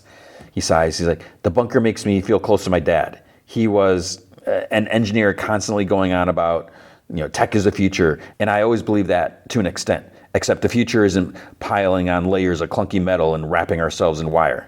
Riri's like, "Do I detect some shade?" He's like, "I just mean that technology is meant to advance humanity, and bionics is about so much more than weaponry and defense. You can actually help people. Organ replacement, prosthetic implants, that's just a tip of the iceberg." Riri's like, "I don't know, that sounds sus." And he's like, "Well, if not to help people, why would you build a suit?" And she's like, "Because I could." He's like, "That's not an answer." And he's like, "Look, you're not going to tell anyone where you got all this, right?" And she's like, "I'm no snitch." So Ronnie's smiling, kind of almost like fighting tears. And she's like, "Sorry, I can't get over how much you resemble the real Natalie. I mean, you even sound like her. Rear's really outdone herself." And Natalie's like, "Yeah, except I think I freak her out." And Ronnie's like, "What do you mean?" And she's like, "She's not letting me do the very thing that I'm designed to do, which is protect her and help her." And Ronnie's like, "Girl, welcome to Riri's life. The only way to be in it is to force your way through." And she's like, "Really?" So Riri's working on a suit in a bunker. She asks Joe the time. He says 6:40 p.m. He's like, what's the rush? And she's like, I need this for work tonight. Joe's like, you need an iron suit for a nighttime job and I'm the shady one? Riri's like, I think it's pretty clear at this point that neither one of us are outstanding members of society. He's like, I'm sorry, my therapist says I have a tendency to project my insecurities onto others. Riri's like, it's fine. Question, as a tech tattletale, what? He's like, tech ethicist. And she's like, that's what I said. She's like, what would you say if someone were to hypothetically create AI using brain scanning technology on themselves? Joe's like, I would say that the amount of energy and power it takes to scan a human brain would hypothetically turn it to goop, and only an idiot with a death wish would try that. Riri's like, cool. He's like, but if someone did create AI using brain scanning technology successfully, you think it'd be any good? He's like, are you asking for a friend? She's like, I'm not asking for a friend. And he's like, if by good you mean efficient, then probably. If by good you mean ethical, it would depend on if the creator were ethical. So he's like, okay, could have said that in a regular tone, but I get it. Then she asks him to pass a part over, and he like looks at it. He's like, I can't. He's like, my fingerprints would be all over it. And she's like, who cares? Use gloves. He's like, but the wind could blow my hair follicles onto it. And she's like, what wind? She's like, Joe, you spent millions on all this, and you haven't touched anything? He's like, I've touched. He's like, how else would I have brought everything into the bunker? And then she's like, hold this right now. So blah, blah, blah. She finally gets him to pick it up. She's like, oh, it's so smooth and whatever. And he's like, oh, yeah. Then he asks, what is it? She's like, an MRF, magnetic repulsion field. And he's like, it's kind of plain, isn't it? And she's like, plain? He's like, well, I mean, shouldn't it have like more flair? She's like, not you giving me style tips. He's like, just saying, where's your arc reactor? That's like and she's like, they don't exactly hand those out. Like, mine is solar and wind powered. So she gets a text from Clown asking, where is she? And Riri's like, dang. She's like, I got to go. So she clicks this thing on her necklace, and then the suit opens up. She gets in. It works, I guess, and she takes off. Clown puts her little drill thing like on the ground, like in an alley, and she ducks behind like a construction barrier, just starts drilling down. In a control room, John he's holding a knife because he's so cool with it. He's like twirling it, whatever. The siblings enter. Sheila gets elevated down in the backseat of her car, so the CEO of this company thing. Riri lands next to Clown. Clown just like, But she isn't even like real caught off guard. This is the first time she's seen the suit, but she's just like, okay. Riri flies down and made this big hole in the concrete. She flies down into the tunnel thing. The siblings and John they start beating up all these guards. Riri flies around. There's a bunch of cars being like moved around in tunnel, TNNL. And at first I'm like, are they empty, or are there people in there? Are they seeing her? Because the whole point is, if she's flying around in her suit, how many people in an armored flying suit are there? Slug nonchalantly enters the control room with a laptop, hands like a sack of snacks to a technician. It's like they got this like attitude that's just like it comes across as like so fake, even though you got someone flying in an armored suit. As Riri is flying around, Natalie like jumps in. She's like, "Hey girl, how's the heist going?" It just scares Riri. She like yelps, and she drops. She hits this car. She scrapes along the side of the tunnel, and she ends up dropping the thumb drive thing that she was supposed to insert to shut down the whole system, and it falls right into like a grate, like in a drain. And Nat's like, "Oh, my bad." She's like, "Did I scare you again?" And Riri's like, "Be quiet." It's like, they'll hear you. And Nat is like, chill, I put us on our own channel. So meanwhile, Slug's like, wait a minute, I lost comms with Riri. And she's like, Riri, like, roll call, are you there? So Riri asks Natalie how'd she even get out? And she's like, jailbreak. She's like, there's a wireless connection between me and the suit. She's like, I just had to figure out how to tap into it. And Riri's like, well, you and your jailbreak just made me drop the hard drive with Slug's virus, and now I'm screwed. Natalie's like, I can fix it. And Riri's like, how? Natalie's like, there's another way to shut down the system. And Riri's like, how? And Natalie's like, first, turn off your MRF so you can magnetize yourself to one of these platforms. And Riri's like, the MRF is the only thing keeping me from death. And Natalie's like, don't worry, Riri. He's like, I got you. And Riri's like, you better not get me killed. So in the control room, Slug tells John that they got a problem. She's like, Riri must have lost the drive. It's not in a tunnel anymore. Because I think there's maybe like a tractor in there somehow, and it's like just going down or something. John curses. He's like, Parker can't hold his breath all night. And he's like, yeah, Slug, can Slug get Riri back online. Riri magnetizes herself to the bottom of the car. She asks what's next, and Natalie's like, each platform is connected to the security mainframe in case of an emergency. So if they can dislodge the car from its platform, the firewalls will drop, and then Slug will be able to get in. So Riri recognizes the type of car, and she's like looking at the structure, like the schematics or whatever. And Natalie's like, they're about 5 minutes from a way station, by the way, so they're about to get crushed like a pop can. So Riri calls Slug. And Slug's like, where's the drive? And Riri's like, about that, it fell. New plan. When I give you the signal, you're going to have about 2.5 seconds to switch the system over while it reboots. So I'm going to trigger an emergency override. And John's like, we don't do improv. And Riri's like, too late. And then one of the suit's hand like detaches from the suit somehow and starts crawling. And I think they say it's like is it Thing in the Addams Family? I don't know, whatever the hand is. So it starts crawling along the car. They're getting close but they're about to get smashed. They're getting close to the way station thing. So then finally they pull this one thing. It moves. The car goes offline or gets off center or whatever. So Riri tells Slug gets down quickly, and the thing starts smush, but then the system shuts down. So Riri almost gets smashed, but Slug shut everything just in time. In Sheila's car, she's concerned because all of a sudden all the power turns off, and she's like, "What's going on?" But there's no one there. Then Parker appears next to her. So I don't know if he was there the whole time, but he takes off his hood and he appears there. So maybe he was cloaked, he was invisible, and he's like, "My very talented team just hijacked your system. So now technically I control Tunnel, TNNL." He's like, "But we have to make it official still." He pulls out some papers from inside his cloak pocket. He's like, this contract states that you will agree to put me and my associates on TNN on Tunnel's payroll, 6-figure salaries, benefits, free access to the highway, of course, and equity in the company as an anonymous co-owner. But it's like, wait, 6 figures for 7 people? It's like, how much money is this going to make? And it's like, can they afford that? And whatever. So he's like, you ready to sign? And she reaches for a tablet or phone like that, but he just stomps on it because it's on the floor. He's like, now, if you want to take back control, just sign an initial there, unless you want your investors to have front row seat to the encore. So in the control room, John tells the other that Sheila signed so they can leave. And it's just like that. So Riri flies out the hole. Natalie appears. They say back and forth. They're like, bruh. And then there's an officer, security guard. He's like, freeze. He's pointing a gun at them. He's like, hands up. And Riri has the helmet open. She's like, Natalie, close the helmet. But Natalie's just standing there and kind of flickers a little bit. Riri's like, now's not the time to start glitching. It's like, snap out of it, Nat. And the dude's like, what is she doing? And Riri's like, hey, man. He's like, ma'am. And Riri's like, the whole thing is over. He's like, what the hell? Because she's just starting to flicker. And Riri's like, just put the gun down. He's like, make it stop. And Riri's like, Natalie, what's going on? The dude's like, I need you to put your hands up. And Riri's like, come on, man. It's like, there's no need for that. On the ground.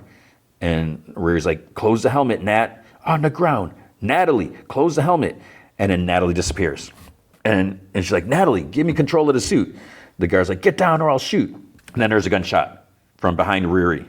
But the bullet's trajectory almost seems like the bend a little bit, and it scrapes Riri's shoulder, and it hits the guard. So he goes down, he groans. Riri turns and sees Parker with his hood. He's holding a gun. He's like, you good? And she's like, yeah, I think. So she looks at the guard. He's like, hey, don't worry about him. He'll be fine. He's like, come on, let's go. So I think he just got shot in the shoulder. So they go to the pizza place. They're eating and drinking. In the back, Riri's sitting there, and Clowns ask, why are you mad? It's like, it's a party because of you. It's like, well, we're freaking rich. And Riri's like, but someone almost died. And Clown's like, the security guard? It's like, yo, he's fine. And Riri's like, let me ask you, what do you know about Parker? What do you know about his hood? Clown's like, well, I heard he jacked it from a coat check at, I think, Bottom Lounge or something like that. Then somebody else said he wrestled off a demon. And she says, I don't think whatever. And then Riri's like, you heard anything else weird about him? And she's like, okay, one time I saw Parker shirtless, and she's like, fine as heck. It's like, but scales everywhere. It's like, I don't think he's a lizard person, but, you could still get it if you know what I'm saying. And Riri's like, what do you mean by scales? Then John comes in, hands Riri a drink. He says that, he's like, you ask a lot of questions. Like, sometimes it's better to keep them to yourself. So it's like, I don't know what she meant by scales. He's like, he has tattoos. I don't see any scales unless they're being covered. I don't know.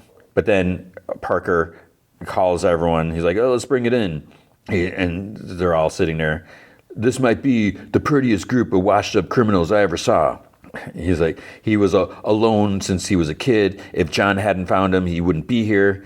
And he's like, feeling that powerless does something to you. He's like, everything that we do, each bit, it means something real. And he's like, we live our lives waiting to be seen, to be acknowledged. And he's like, I see you, which is so incredibly corny. It's like, oh, whatever. And he's like, but the money above us will never notice our brilliance unless we force them. After what we pulled at tunnel, these suckers are listening. Blah, blah, blah, blah, blah, whatever. He mixes toast. And then he kind of looks at Riri. So it's like, does he have the hots for her? Or is he like suspicious or concerned? Riri steps outside and then she looks up at the night. She clicks her control necklace thing. The suit hovers down. So, and there's like these big like fan things. So she says it operates on solar power and wind or something like that. Has it been floating up all this time? I don't understand. And then when it lands, Natalie appears and she's like, hey. And Riri's like, hey. And Natalie's like, sorry about earlier. And Riri's like, it's okay. She's like, what happened? Where were you?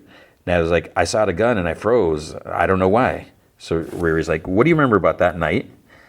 And Natalie's like, I remember hearing Gary yelling for us to get down. I think I maybe closed my eyes. He's like, we can come back to that later, Riri. He's like, right now, I need to talk to you about Parker. Earlier today by the tunnel, I sensed some crazy energy radiating off Parker. I tried to analyze it, but I couldn't. I don't know what it is, but it ain't from around here. And Riri's like, so? Like, we wake up to aliens, androids, wizards on our timeline every other day. I'm more concerned with how my AI is having panic attacks. And I was like, Riri, I'm being serious. I think Parker is wrapped up in some sketchy poop. It's like, that doesn't bother you? And Riri's like, I know Parker is sus, but this is an in and out job. If you want to keep playing Spy Kids, because she mentioned that when they were flying through tunnels, she's like, this is like Spy Kids. So you want to keep playing Spy Kids, you got to have my back. And I was like, are you saying I can stay? And Riri kind of rolls her eyes. She's like, for now. And then her phone vibrates and it's like Xavier. It says like, hey, Saba's about to go on. You still coming? So she like curses. She's like, I forgot about the show. She's like, I have to take you with me. And Natalie's jaw drops. And she's like, no. She's like, don't make an excited face. And she's like, come on. And she's like, do you remember the number one rule? She's like, yes. Got it. Stay hidden. But it's like she doesn't tell her that her mom saw her. So Riri arrives at the small club, whatever. She goes upstairs. The band is on.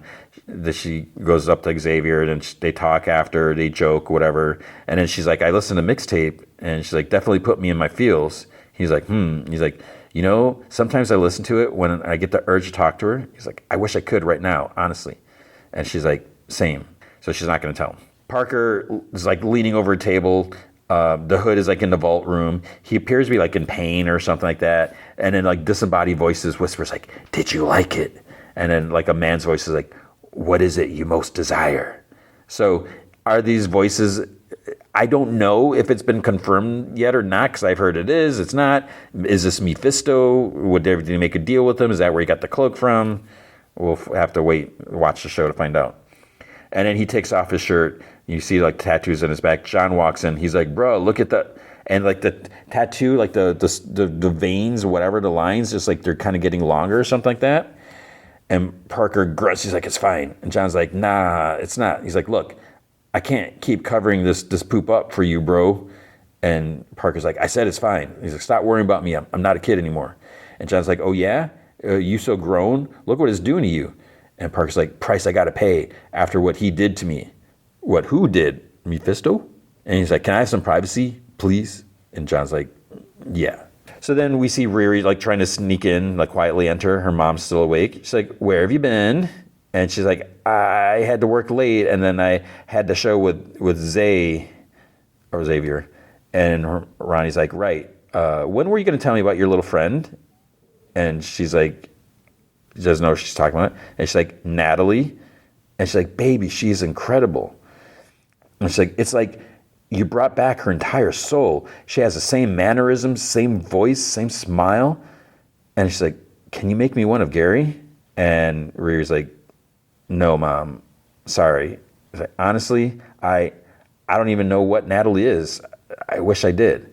It's like, I don't know if that's clear enough. She said, I accidentally made her. I don't understand. She should make that clear, because it almost sounds like, no, I'm not going to make you one of Gary, her ex, her husband who's dead. At Joe's, he's throwing out like a live, laugh, love sign from the house, like in a garbage cans.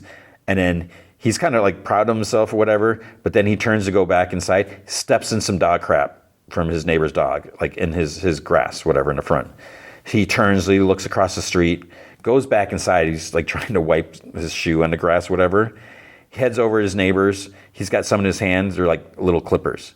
He starts cutting all the flowers that she talked about planting before or whatever, which is why she didn't want her dog, pooping in her yard. And then he stands. He's got a flower in his mouth. Alanis Morissette starts playing into the credits. And that's where episode 2 ends. So that's episodes 1 and 2. And, as I mentioned in the beginning, it's fine. It's not the best. I don't think it's as horrible as people say. And the only thing I can think of is the worst thing about it is not who they cast as the crew, but the dialogue the way they talk. Because it does not sound real. It almost sounds like they're trying to sound, hey kids, hey young or whatever. It doesn't feel authentic, but whatever. And I don't know. I just feel like it is nice, like the way Riri talks sometimes. It's comfortable. Whatever. This is who you are. She's a highly intelligent, extremely intelligent person. You don't always have to talk properly. And I say that obviously. I talk with my heavy accent, and I don't pronounce things the way they properly should, just because I've embraced it. And I may have said this before. When I first moved to California, I really tried to make sure I said the instead of duh. But then after a while, I'm like screw it. Like, this is who I am. This is how I speak. I'm not gonna sit there and try to analyze, make sure I say everything proper. So I do appreciate that the show is doing that to make it feel a little more authentic. So sometimes it works, sometimes it doesn't. So that's episode 1 and 2. We'll probably continue. I don't know how many we'll do next week. We'll see if I can do one, if it's just gonna be one, or if I can do another 2. Okay, and now the first movie feature is M3GAN 2.0, 2.0. And okay, the movie is ridiculous. It is ridiculous. It's not like the first movie was kind of a horror movie. It was dark. I mean, you got this killer doll, and in an interesting move, which I think is kind of a good idea, they've kind of ditched the whole horror aspect. It's not so much. I think when you started having this killer doll with that dance that you've seen, mimicked so many times, you've seen it like recreated or whatever. When you have this dancing doll in this, little doll dress, it kind of takes something away from there, because, say what you will about Chucky, he's just a little doll, but I feel like Chucky's kind of, even though Chucky's more of like a cute doll, he's established himself as this like cruel, cold, whatever, killing entity. But with M3GAN, I feel like just the way the dance was taken, that kind of really sticks in people's minds. And the fact that she's a cute little doll, she's singing whatever. So it's like, can you really turn this into this evil doll? And if you are going to make this evil killing doll, where's that going to leave you with the story? Because, I mean, unless you're going to do like Michael Myers or Jason, where they're always just trying to kill. But I feel like with M3GAN 2.0, they're trying to maybe sort of like evolve her a little bit. And she is still wanting to do bad things. But if you look at at its heart, like, what was Megan's motives in the first movie? And I really wish I would have watched the first one again. I still kind of remember it, but I just wish it was like super fresh. But from what I recall and from what they mentioned in the movie, I mean, her main goal was to protect the little girl.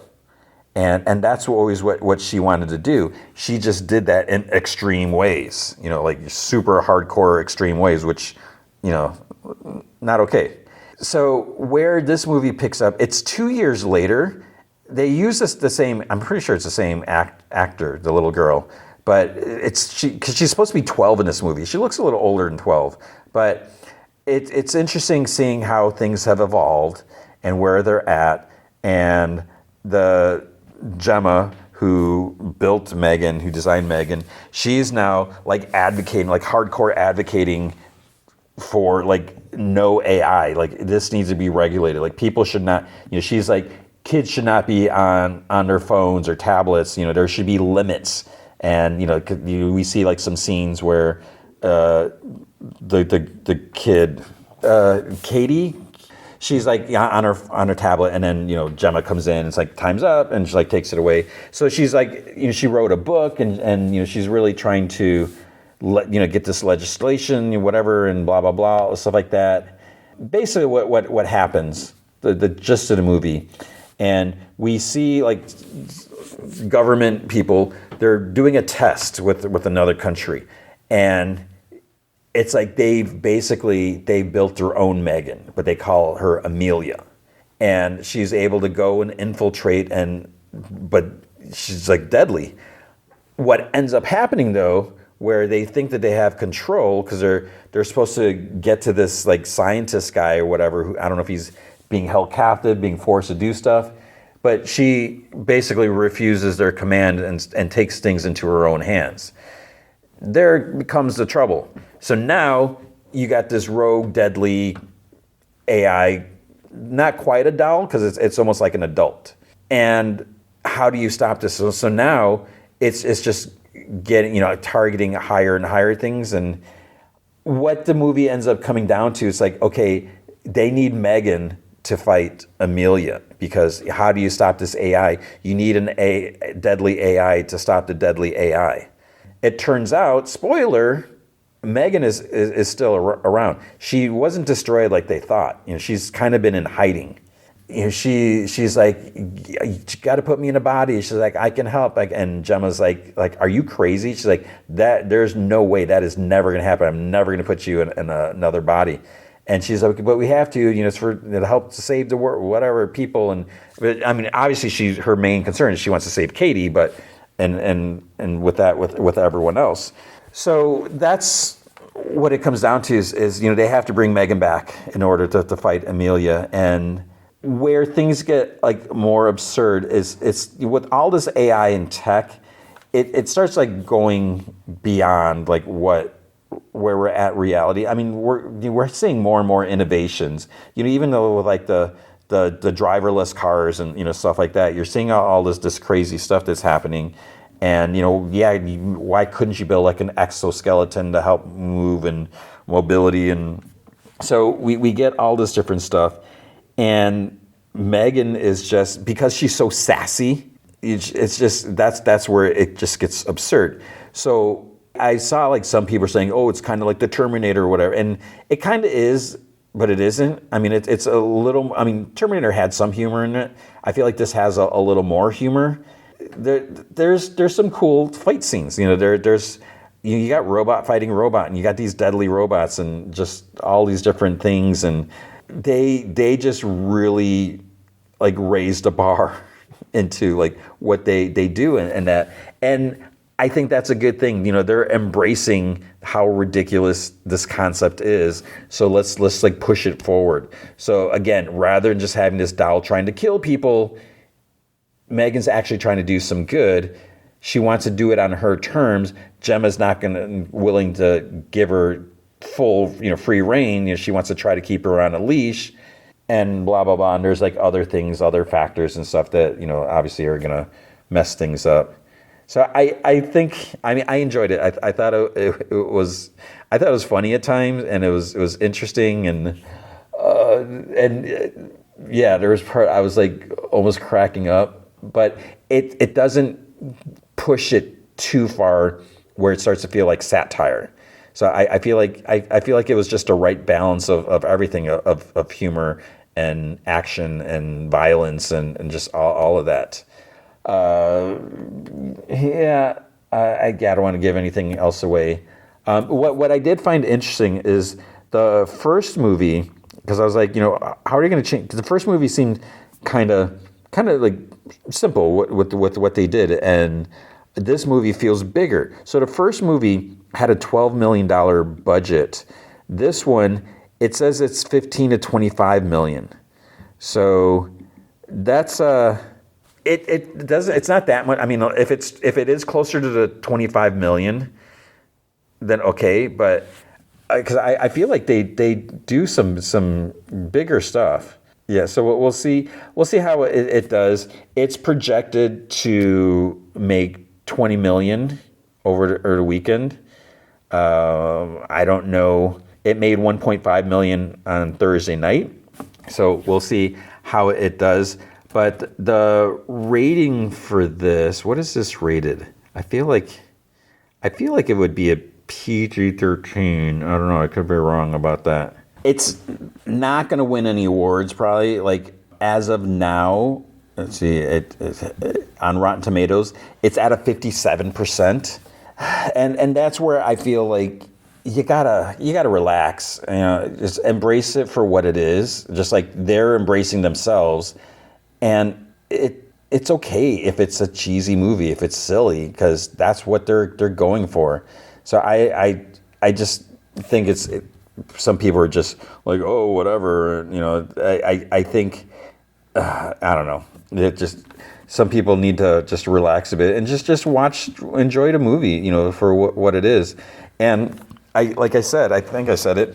If they would have kept it as a horror movie, that kind of limits what it could do by giving Megan more of a personality. There's still, she still will kill at the drop of a hat if it means protecting Katie. But I feel like there's a little more unpredictableness. I don't know. So I think it was fun. If you like the first movie, this is not going to be the same as the first movie, but I think it's more tongue in cheek, and I think that's a good thing, because then you don't feel so bad watching it, because it's not like oh, kid's being a bully, he's gonna die. So yeah, it's worth checking out unless you absolutely did not care for the first one. But I was entertained, and that's what we care about, right? That's the important thing. So check it out. Does it need to be seen in big screen? Not necessarily. But it does have some cool moments in that I think you should check out. So that is M3GAN 2.0, and O is not a number, but 2.0, 2.0. And the main movie feature is F1, or F1 the movie, starring Brad Pitt and a bunch of other people, Javier Bardem, and just. Okay, what is this movie? So it's directed by Joseph Kosinski.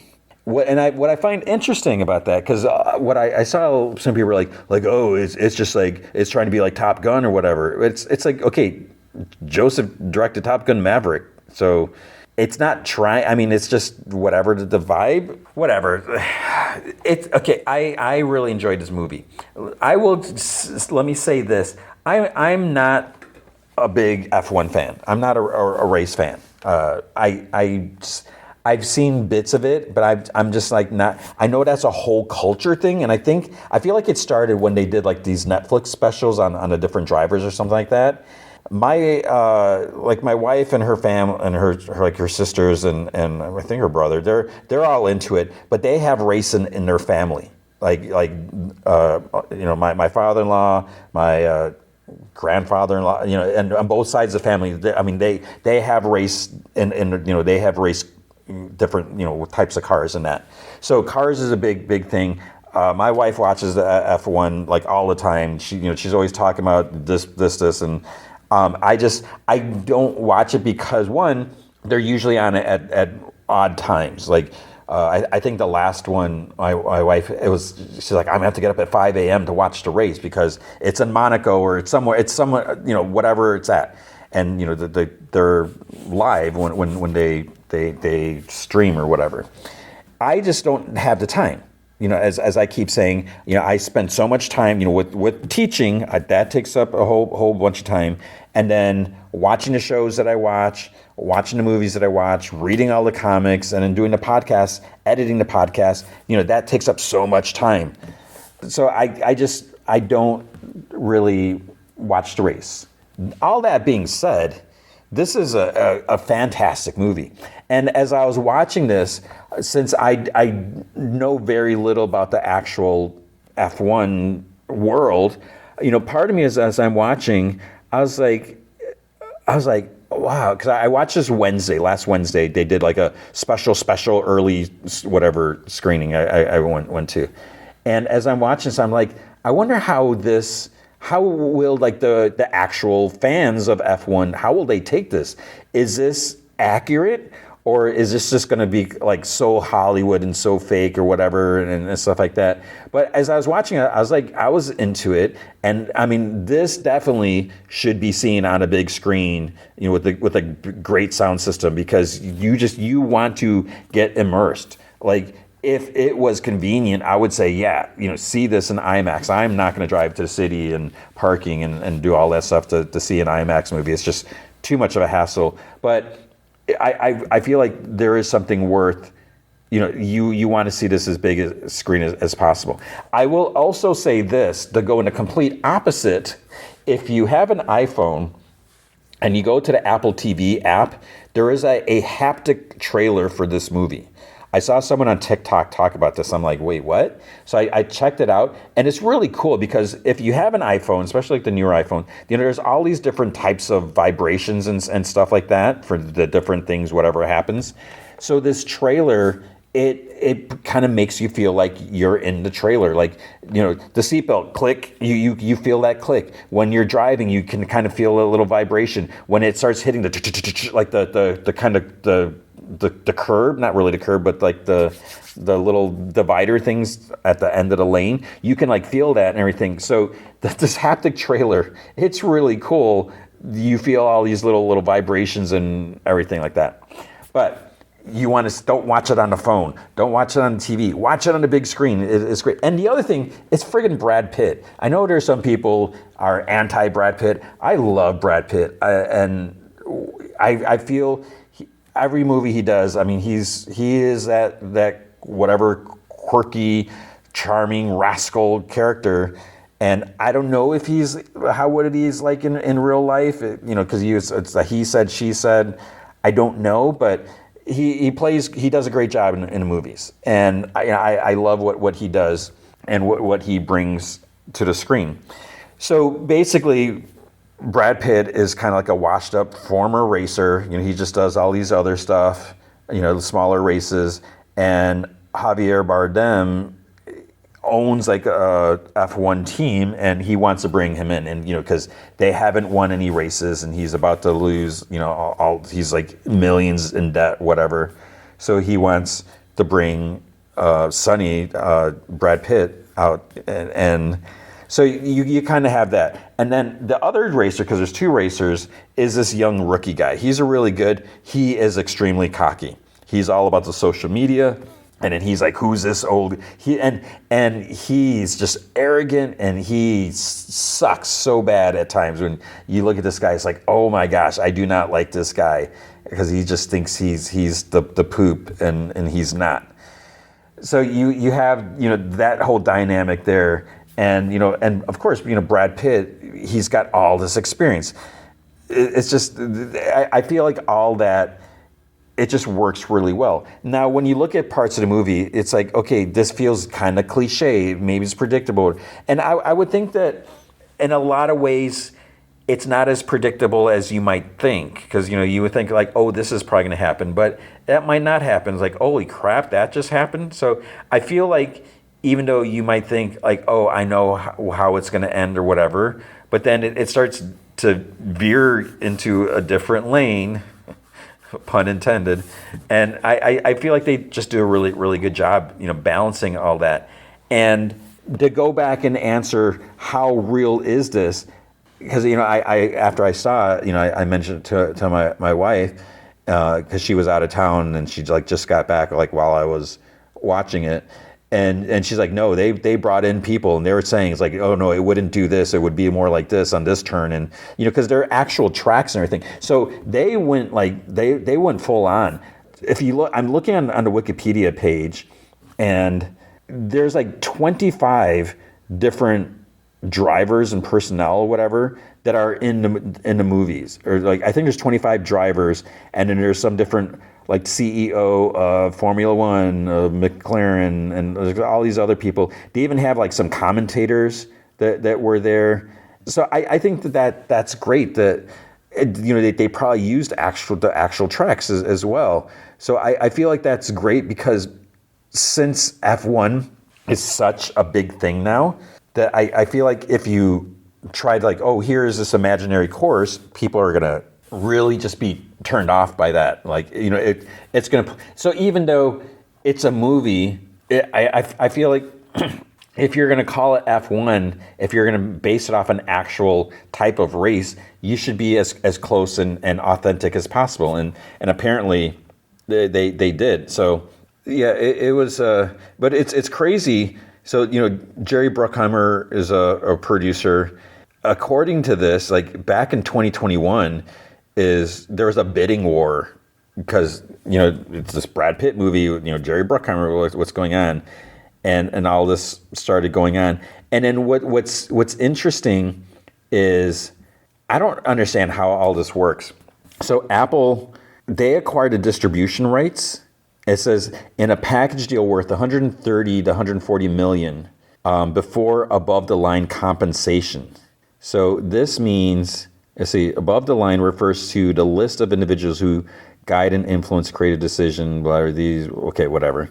But then in June 2024, so this was in 2022, Apple got those rights. 2024, Warner Brothers Pictures, they acquired the theatrical, home entertainment, and digital purchase distribution rights from Apple. So that's where I'm a little confused, because I figure it's this is an Apple movie, so that means it's going to be on Apple TV, when it comes to streaming.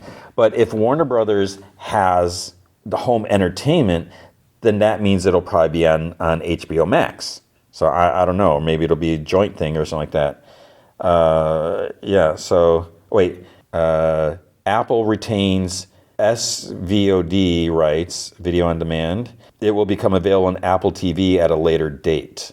So I don't know what I don't know what that means.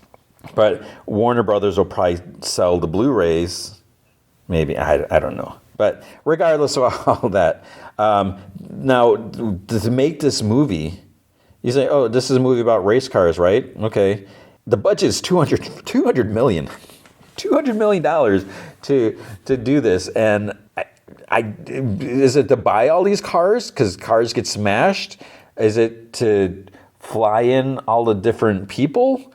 In their cars, and I don't know.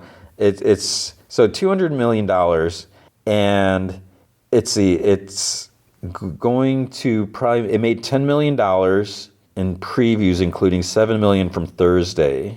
It's projected to gross anywhere from 35 to as much as 60 million in its opening weekend, with most industry estimates around 40 million. See, I never go back to these estimates because since I record this early in the weekend, I never get the final, so I never can see where we're actually at. I just, it's not fair where, a lot of people are oh, F1's going up against M3GAN 2.0, who's going to win? There are two different types of movies. I don't think it's fair to win them. I actually saw an interview with the actress that plays Gemma, and she brought that up, and she's like, well, we don't have a $200 million budget, or Brad Pitt. We tried, and yeah, so I think that's just kind of silly. Rotten Tomato, it's the critics, because critics don't like anything, apparently, it's 83% from the critics based off 233 reviews. The popcorn meter at this point is a 97%. So that means audiences are digging it. And this is just the weird thing when we have such discrepancy where I don't want to get on my soapbox about critics, but I just feel like you gotta just relax. And I know the critic's job is to analyze all the different components and everything like that. But this is a movie about race cars, and there's a story about trying to get redemption or whatever, and just like the thrill and the excitement. And is it the most written? There aren't that many original ideas anymore. So we get a lot of variations on the same thing, but I don't know what the criticisms are. Let's see, I'll find one. Well, this one is a top one. Well, actually, 3.5 out of 5. Their stated aim was to make the most authentic racing car movie ever made, and from a purely technical standpoint, they've succeeded. Okay, that's fine. That was from Christian Science Monitor. The Toronto Star F1 is mostly an enjoyable experience, especially when viewed on an IMAX screen. Practically mandatory with a film like this, with a running time exceeding 2.5 hours, though your eyes and brain most likely will feel the burn. I didn't have a problem, although I didn't see it on IMAX. But then the New York Magazine Vulture, the world with all its messy commercial demands is always present, and ultimately F1 is just another product of those pressures, nothing more. Okay, sorry you're not happy with life. NDTV, not all the kinesis and effervescence that F1 packs can pull it out of its formulaic arc. It feels all too pat and oddly low on dramatic spin. It's like, oh my gosh, 2.5 out of 5. It's like, let me use the biggest words possible. All too pat. I mean, I don't know. I don't talk like that. Who would say that? And effervescence. This is why, man. Oh, here's another one. Let's see what. It's not lasting art. It's not meant to be. But the people involved are committed enough to command your attention and sympathy throughout. Okay, that was the pitch. Fox 19, Cincinnati. This is old school star power, like old school Hollywood. You're watching Robert Redford and Paul Newman all rolled into one, and you want to be on this ride with Brad Pitt's character. They gave that an A. Yeah. The other thing I find interesting, because I was looking at the audience reviews, one person, Rocky, gave it 5 out of 5. Loved it. Good action. Good music. This is what I find interesting about the movie soundtrack. Let me find the thing. I don't know. Okay, American rappers Don Toliver and Doja Cat released the song "Lose My Mind" and a music video on April 30th. I don't know who, call me old, I don't know who Don Toliver is. I have heard of Doja Cat. I couldn't tell you. Does Doja Cat do that Paint the Town Red song? If so, that's the only song I know. If not, then I don't know what I'm talking about. Okay, so they got Doja Cat and Don Toliver. Then Australian and South Korean singer Rose, I think it's Rose because there's an accent, released the song Messy on May 8th. The third official single, Baja California, by Puerto Rican rapper Mike, with a Y, M-Y-K-E, Mike Towers. And on May 30th, Just Keep Watching by Tate McRae, I have heard of her, was released as a fourth single. So you have all these like young like TikTok artists, so they're trying to appeal to the young TikTok crowd. But then what's also interesting, the Tiesto, whatever, Ed Sheeran also released a single on June 20th. So Ed Sheeran, going for a little bit older music fans. I haven't listened to the soundtrack. I don't plan on listening to it. I didn't really notice it throughout the movie. It's like that you have like all these songs. Maybe there's like songs inspired by the movie, but I just found that really interesting when you got all these, okay, whatever it takes, man. And does that come into the $200 million budget? Is that part of, these are the little things I wonder sometimes. So I don't know what else is there to say. I feel like I've rambled. I don't even know if I've talked enough about the movie. They do a great job. I mean, it's a great story. It's edge of your seats, just the driving parts and with the camera work, and it's just it gets you there. I mean, it gets intense. I mean, you start feeling anxious because you're just driving so fast, and maybe I might be a little more sensitive than a regular person just with car accidents and stuff like that. Just I've been hit so many times by other people, and I've talked about like the one accident that but they put you right there. I mean, you feel it, and so again, even if you're not into race, I mean, you get pulled into this, and you can't help but be on the edge of your seat, just like watching like what's going to happen, and again. It's great because it's not like, oh, they're going to win. They may never win. And because, the team sucks. They don't have all the means and everything that other people. Oh, I should also mention Tobias Menzies. He's also in this movie. And he's a great actor. He was in Outlander. And he's done like other things and throughout. And, he's won lots of awards. He has a good role.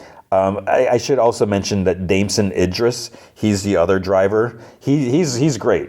He is not likable, when you see him, but that's called acting. So he did a good job embracing that role, just getting into it. So it's just a really well done movie, like all around, just the visuals and everything like that. And I saw like some stuff from the premiere. Tom Cruise was there, and I applaud Tom Cruise. Tom Cruise can be very over the top at times. But I love how excited he gets about things. I mean, you can't deny that. I love how he was like so in support of Ballerina, the John Wick movie with Ana de Armas. And of course, he's like, I know how these movies are. And it's like the action, those were great. And just like that, of course, he's got to, he's done these movies, so he knows what it's like. But the fact that he was praising it, and if that's like, hey, it's got the Tom Cruise seal of approval, that means something to some people. So I think it's great that he's pushing. He has no stake in the movie whatsoever, but he's saying, hey, go watch this movie, go to the theater and check this out. And then with this, by him being at the premiere, I just saw the image like him like hugging Brad Pitt, and I think that's great. He's so excited, and that he's like, man, I wish I could have been in this movie. I wish I could be, because, he did Days of Thunder, and I'm assuming he was active in that. And so I love how Tom Cruise is also a fan. And, even though sometimes he's a bit too much, but that's a great thing. So yeah, you should check out the movie. Which movie should you go to first? Obviously, it depends on what you're into. F1 is probably the more intense, the better movie, but they are both equally entertaining. And I'm glad, it's summer. I was able to go see both. Yes, I'm spending more money seeing, 2 movies in 1 week. I saw 2 movies last week, but I do this for you. So that's why I need the support on Patreon or Coffee, whatever. But with that, speaking of, that's going to be it for this week. We are going to call it. Go see both movies. Support the theaters. Support the movies, and so we can keep getting more movies, and support the show if you can. But that is going to be it for this week. So big thanks to Andrew Loken. He is a big supporter of the show. You can be a supporter by going to patreon.com/gmanfromheck. Any amount you can commit to will be awesome. If you commit at the Rick Jones tier or higher, you get access to the secret podcast from Heck, which is an additional 30 minutes of podcast entertainment every single week. Currently talking about Hobgoblin, the early appearances. You can hear all about that. I'll probably do something else soon, maybe. I don't know how long you will see. But if you can't commit to a monthly commitment, you can also help out by going to coffee.com/gmanfromheck. And you can buy me a virtual cup of coffee or 3. ko-fi.com/gmanfromheck. So what are we going to have next week? Next week's movie is Jurassic World Rebirth. And I'm not really sure. It's got Scarlett Johansson. Great. So I'll see it. I don't really know. I haven't looked too deeply into the story. So I'm not really sure where this goes. Where are we at with the cloning aspect and all that? Is it? Yeah. So we'll see. I'm down for that to see what happens. So, and then we will also definitely have Squid Game. So there's 6 episodes. I don't know how far we'll get in, or I'll get into them. So we'll have the last Star Wars Andor. We'll have another Murderbot. Not sure how many Ironhearts, and not sure how many Squid Games. And the main thing is, we'll find out. I might have jury duty. If so, that's going to put a big monkey wrench into my days and stuff. Because I have other stuff I need to do. Like I need to take my car in, and I still need to work on my classroom, and yeah. So we'll see. So wish me luck. I hope you are doing well. I feel like there's something else I want to say, but I hope you're taking care of yourself. I hope you remember, be good to each other.